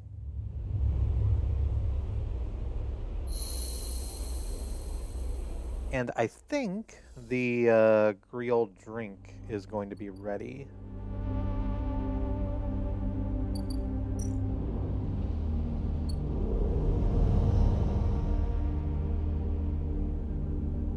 So let's go have a look at that. Yeah. Tala comes to you one shift when the bar is empty, tapping you on the shoulder as you clean the bar. It's ready. She's grinning from ear to ear. The Griot? Obviously. She grabs you by the arm before you can ask anything else and drags you into the back room. The smell hits you immediately when you enter, a cocktail of rich fermentation and chemical sharpness. The room is warm and bright now, the newly installed lights making the place look clean, whether it is or not. Tala has already pulled up a couple of stools around a metal crate, where two glasses with a few fingers of pale Griot sit inside, waiting. She smiles. I haven't even tried it yet. You can see she's nervous. You both sit at the makeshift table, the slight strangeness of the situation making you both jumpy. Tala hands you a glass. Cheers, she says solemnly, and knocks the glass back. You do the same. The first sensation is burning, a sharp, nose-clearing blast of alcohol that has your frame querying whether you would like to activate safe mode. You gulp the drink back, and it is only then, behind the burn, that you taste the earthy tones of the mushrooms, the wood and the soil left behind like sediment. Barely there. It's not bad, actually. You sure? Maybe needs diluting? Tala swirls the Griot in her glass. Yeah, that might work. Open it up a little bit. Tala grabs a metal bottle from the newly installed work surface and adds a few drops of water into the Griot. Try again. This time, the burn is a warming glow, harsh but fading off, and the woodiness is less heavy. You taste something floral in among the marshy decay, something fresh and bright that you never expected to find. Both you and Tala meet eyes. It's really good, right? It is. Tala grins with her whole face, and that makes you smile too. Tala pours out some more griol and then adds some more water. The action's already taking on the quality of a ritual. You both drink. Tala tucks her feet up beneath her on the stool, folding her legs. She looks down into her glass and swirls the liquid thoughtfully. What's on your mind? Tala looks up at nothing in particular. My father opened this place, she says out of nowhere, a thought suddenly becoming words. It was his attempt at making a life for us, for my family, when we got to the Eye. You were refugees? From Sinza, yeah. It's one of Ember's lesser moons. She takes a drink. I don't remember what much. I was only tiny when we came. I was just thinking about something my father told me. When he first set this place up, he wanted to call it the Bantian, but he was afraid it'd scare off the customers, so he kind of translated it, hence the Overlook. In these past few cycles, when I've been in here, I've been thinking I should rename the place. She looks at you. The Bantayan. What do you think? What does it mean? Dad said it translated to overlook, so something like that. Watchtower, maybe. Lookout. Tala picks up her glass. That settles it then. To the Bantayan. You both clink your glasses and drink up. Tala hisses through her teeth. It's still harsh. She laughs, then suddenly grabs your shoulder. Oh, sleeper, I totally forgot. She stumbles to her feet, lurches over to a corner of the room, covered with a plastic sheet, and whips it off like a magician performing a trick. Beneath it is a little kitchen. A sink and a work surface and a compact oven with a hob. Your kitchen. She doesn't give you time to respond.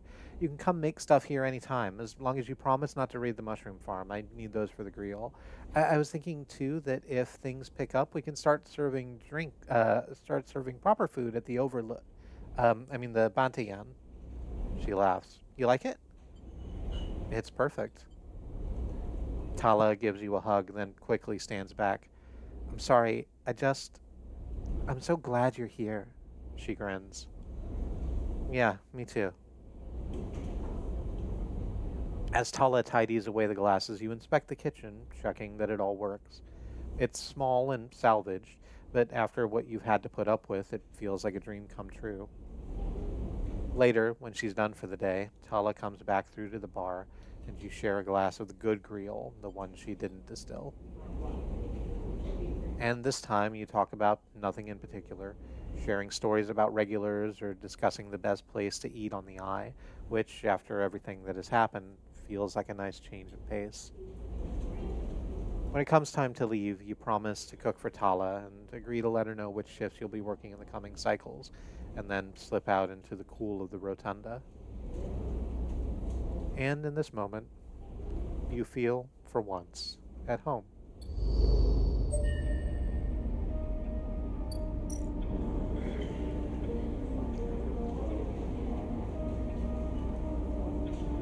We can. Go back to working in the bar. That was never locked off from us. I just haven't been doing it because it's easier to make money other places. And we can, if we have matsutake or griot caps, cook them here to make our own food and manage our own energy. But that's not really a thing that I'm worried too much about because honestly, working in the commune for our food supplies every day has been working out really well.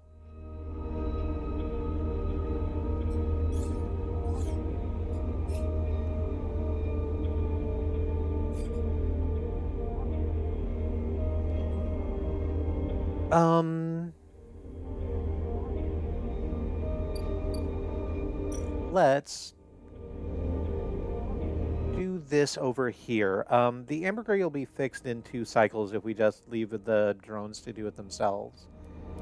But I kind of want to just finish this up real quick too.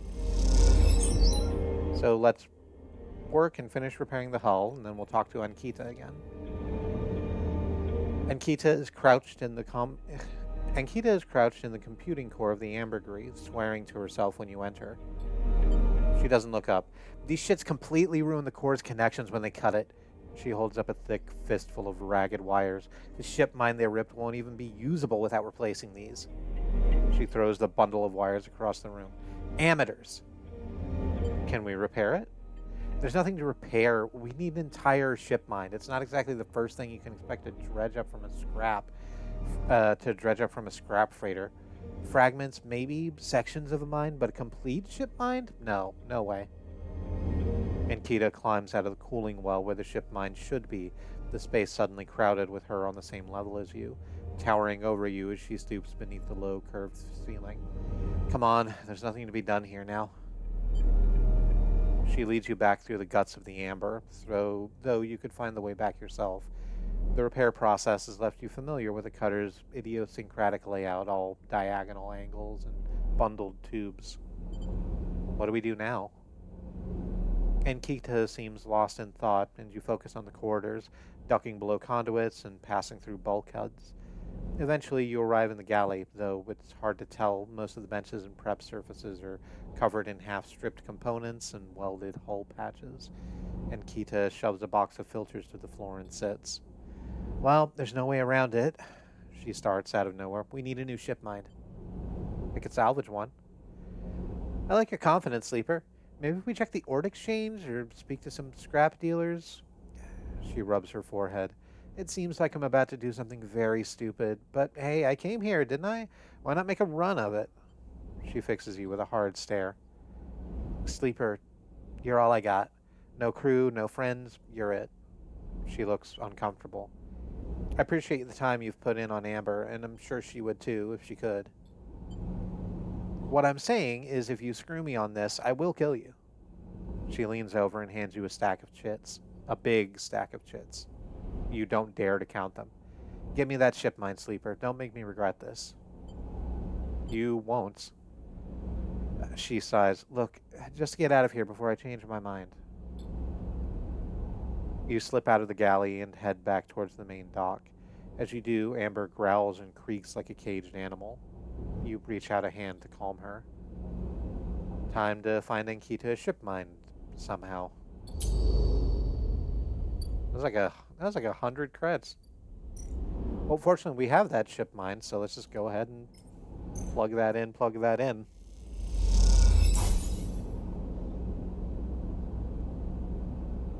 You drop the huge cylinder onto the mess room table. Ankita can't hide her excitement. You drop the ship mine core onto the galley table with an emphatic bang.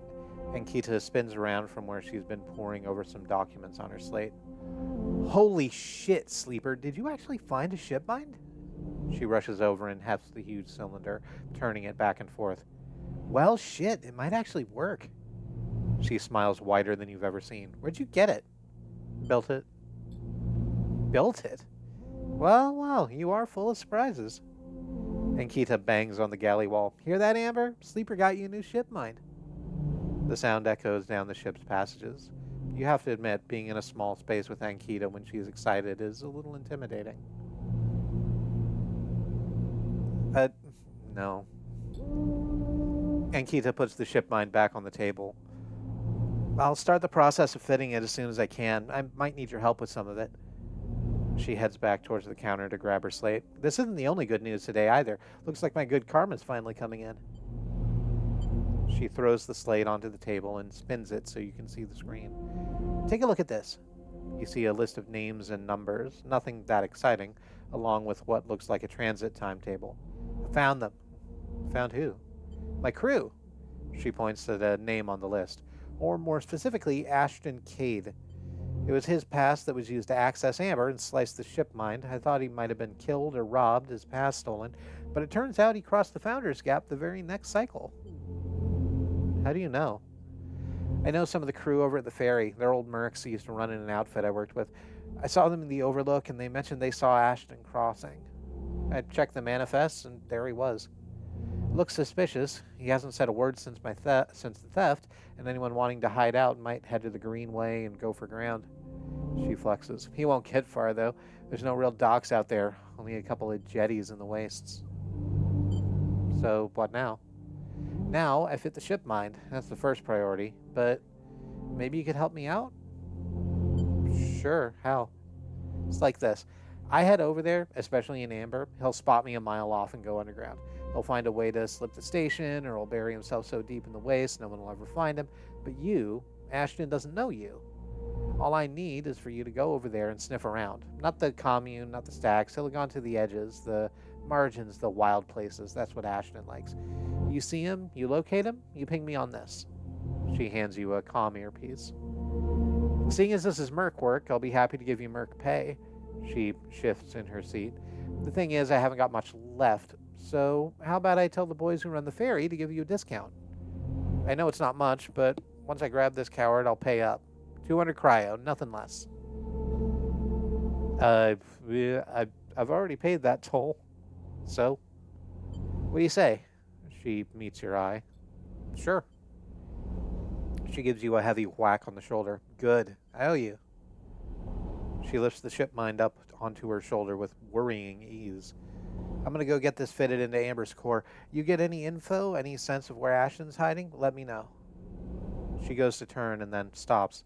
Once again, Sleeper, thank you. I appreciate it. And Kita stomps off into the guts of Amber with the ship mind, leaving you in the galley. You glance around, a sudden nervous energy descending at what is to come. You never thought you'd get work as a mercenary, but then again, it seems the eye is full of surprises. Can we just clear that out immediately? Probably, right? There you are. Oh, this is a clock we need to tick down.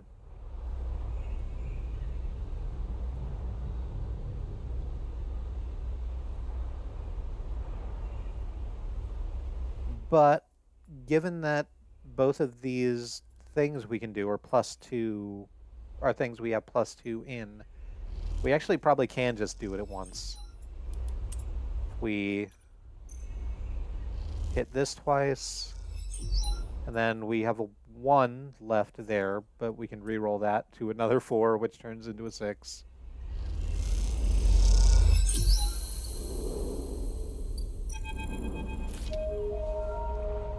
The trail ahead extends deep into an overgrown section of the Greenway. At this far end of the ring, where the long, lazy curve of the Greenway becomes the shattered landscape of the waste, things are oddly quiet. Ahead stands a vast farm stack, broken from its axis by rust or force. Just go ahead and keep throwing shit at my window, I don't care. The knife. Always the knife. Poor substitute for understanding or control. Start the line again from the top. Ahead stands a vast farm stack, broken from its axis by rust or force, and lying among the overgrown landscape like an ancient temple. It is stained with moss and algae, flows of green running out from its broken tanks like a frozen, brackish tide. This is where Ashton is hiding, you are pretty sure. All your intuition points to the shadows beneath this collapsed structure. You roll the comm headset Ankita gave you in your palm. Call Ankita. You slip the headset into your ear and it fizzes with static. After a few moments, you hear Ankita. Sleeper, you located the target? A doubt enters your mind. Can you be sure he's there? Yeah, come down. Copy. Hold tight until I get there. The static cuts out, the channel dead. You hold your position and watch the trail. Ahead, the stars wheel with the motion of the eye and your mind wanders. You try to imagine what this place looked like before the collapse. All ordered rows of crops, corporate pleasure.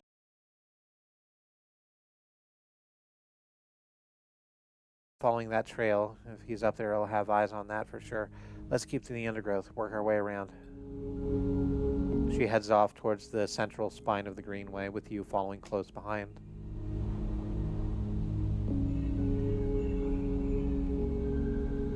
She heads off towards the central spine of the greenway, with you following close behind. It is slow going there, where the overgrowth meets the metal wall, but it is so concealed that you can barely see the glass roof high above. Ankita somehow seems to know where to go. Ankita works her way through dense undergrowth, pushing aside branches and fronds. It is exhausting and you desperately want to rest, but Ankita shows no signs of letting up. Up ahead, there's a faint glow from the collapsed stack. Ankita leads you around to the side of a broken tank. You both step through the opening, trying to avoid the broken glass that sits among the moss and algae. You work your way up to the slanted tank, Ankita setting a deliberate pace. Somewhere, water drips, and you swear you hear birdsong. Hanging plants catch the light, coating the place in a pale and sickly green. Ankita reaches the edge of the tank where it meets the central drum and holds up a hand for you to stop. You inch forward and look over the edge. The vast drum is like a cistern, with plants growing on all sides and wet, mossy islands at its base. It is beautiful, and for a moment you can't see anything but tones of green. Then you see the sleeper. In the faint circle of light descending down through the drum, the sleeper lies slumped at an odd angle. They are surrounded by crates, and beside them, on one of the mossy islands, there is an object, a cylinder set on the tarp. It is connected to the sleeper's head. You flinch. Are they one of the others? One of the ones that escaped with you? You squint, trying to recognize them. They're twisted, broken open, wrong. You look away. Ankita doesn't look at you, doesn't look at the sleeper. She fixes her eyes on the object. That's Amber's ship mind, she says, and you suddenly recognize the cylinder. Wait. You turn to Ankita to speak, but she's already gone. She drops off the edge of the tank and lands on one of the mossy islands, her armor letting out a hiss as it absorbs the impact. The shot hits her shoulder piece, the ceramic armor cracking but holding as she braces into the impact. Then she launches herself forward, the now activated armor launching her across the drum. Another shot goes wide before she reaches the cover of the crates beside the sleeper. Shit! You hear the shout from one of the tanks high on the far wall. Ankita reaches over and wraps a hand around the thick connection between the ship mind and the sleeper. What is she doing? You better come down here, I'll rip this right out of their head, she screams at the wall of tanks. You shiver at the suggestion. Stop! Quiet, sleeper. A shot rips through the moss beside you, filling your vision with green. The shooter must be somewhere on the other side of the tank. Do that again, and I swear to God I'll tear their head off, Ankita shouts to them. Sleeper, you stay down. There's a long pause. All you can hear is the dripping of the water running down the walls of the drum. Then Ashton calls out. I'm coming down, Ankita. Don't do anything stupid, for God's sake. He appears at the far end of the drum, stepping through the shallow water, rifle raised above his head. Ashton being a person with probably tellingly incredibly mussed up looking hair, with a rifle slung under one shoulder, surrounded by what look like survival rations. Drop the gun. He throws it down onto the moss. As you lean out to watch, you see him catch your eye, clocking your presence. What are you up to here, Ashton, you sicko? She stands, keeping her sidearm trained on his head. You ripped my ship mind out for what, some freakish experiment? Ashton approaches with shaking hands, his eyes now fixed on the connecting bundle of wires that Ankita still has hold of. Steady, Ankita, it isn't like that. I needed the ship mind. You have to understand, they would have died without it. What are you talking about? I don't give a shit why you ripped my ship mind and crippled my ship. I should put you down right now. She tightens her grip on the connection. God, that's typical of you, Ankita. No curiosity. That's why I never asked for it, for your help. You only look after yourself. That sleeper up there, they're just bait, right? To draw me out. Ankita sucks a breath in. Are you trying to give me more reasons to shoot you? I love them, Ankita. Ashton looks at the crumpled sleeper. I loved them and they were going to die. I knew you would never understand that. He starts closing the gap between himself and Ankita, now slowly inching forward. Don't do that, Ashton. Let the wires go, Ankita. Let us go. If you don't get out of my way. He inches closer. Please. I can't let you take it, Ashton. Ankita hardens her stare. You stole it from me. You left me for dead. You think I'm going to trust you after all that? I need it, Ankita. I need them to survive. Ashton is in the reach of the sleeper now, of Ankita. I'm going to take them now, Ankita. He raises a hand. I'm going to take the ship mind and go. Ankita loosens her grip on the connection a little. Her hand is shaking now. Stop, Ashton. She lowers the gun a little. Just stop. Seeing her drop her guard, he makes his move. A blur of movement, a struggle, a shot, another, and another. You recoil back behind the edge as they ricochet around the inside of the drum, the sound deafening you. When you crawl back to the edge, Ashton is bleeding into the water, the red and the green. Ankita is standing at the center of the drum, the severed connection in her hand. The water drips endlessly, drip after drip after drip. You force yourself to look at the broken sleeper. There's no sign of life, of humanity. They are just another broken object among other broken objects, while all around living things grow and thrive. Ankita finally looks back up at you, tears in her eyes. She begins to say something that might be sorry, but you're already gone.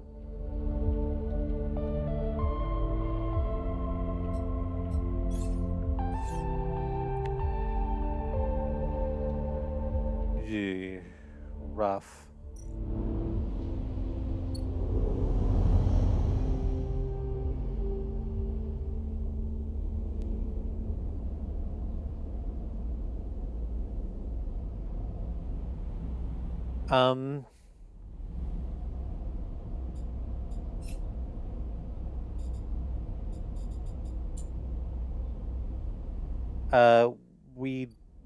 Our tracker says talk to Ankita about what happened, but that's not gonna be right now. I'm just gonna, it's time to take our meds, so I'm gonna go ahead and do that, and then sleep for the cycle, and we'll come back to this on Monday.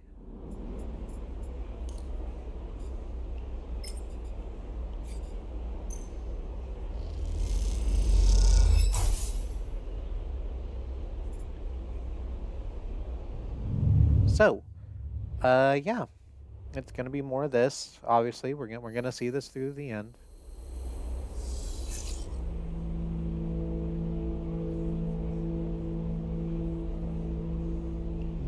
Till then, hope you enjoy your weekend. I've been September of the Free Association. Until then, love you. Keep yourself safe. Find something to do and do it. Later.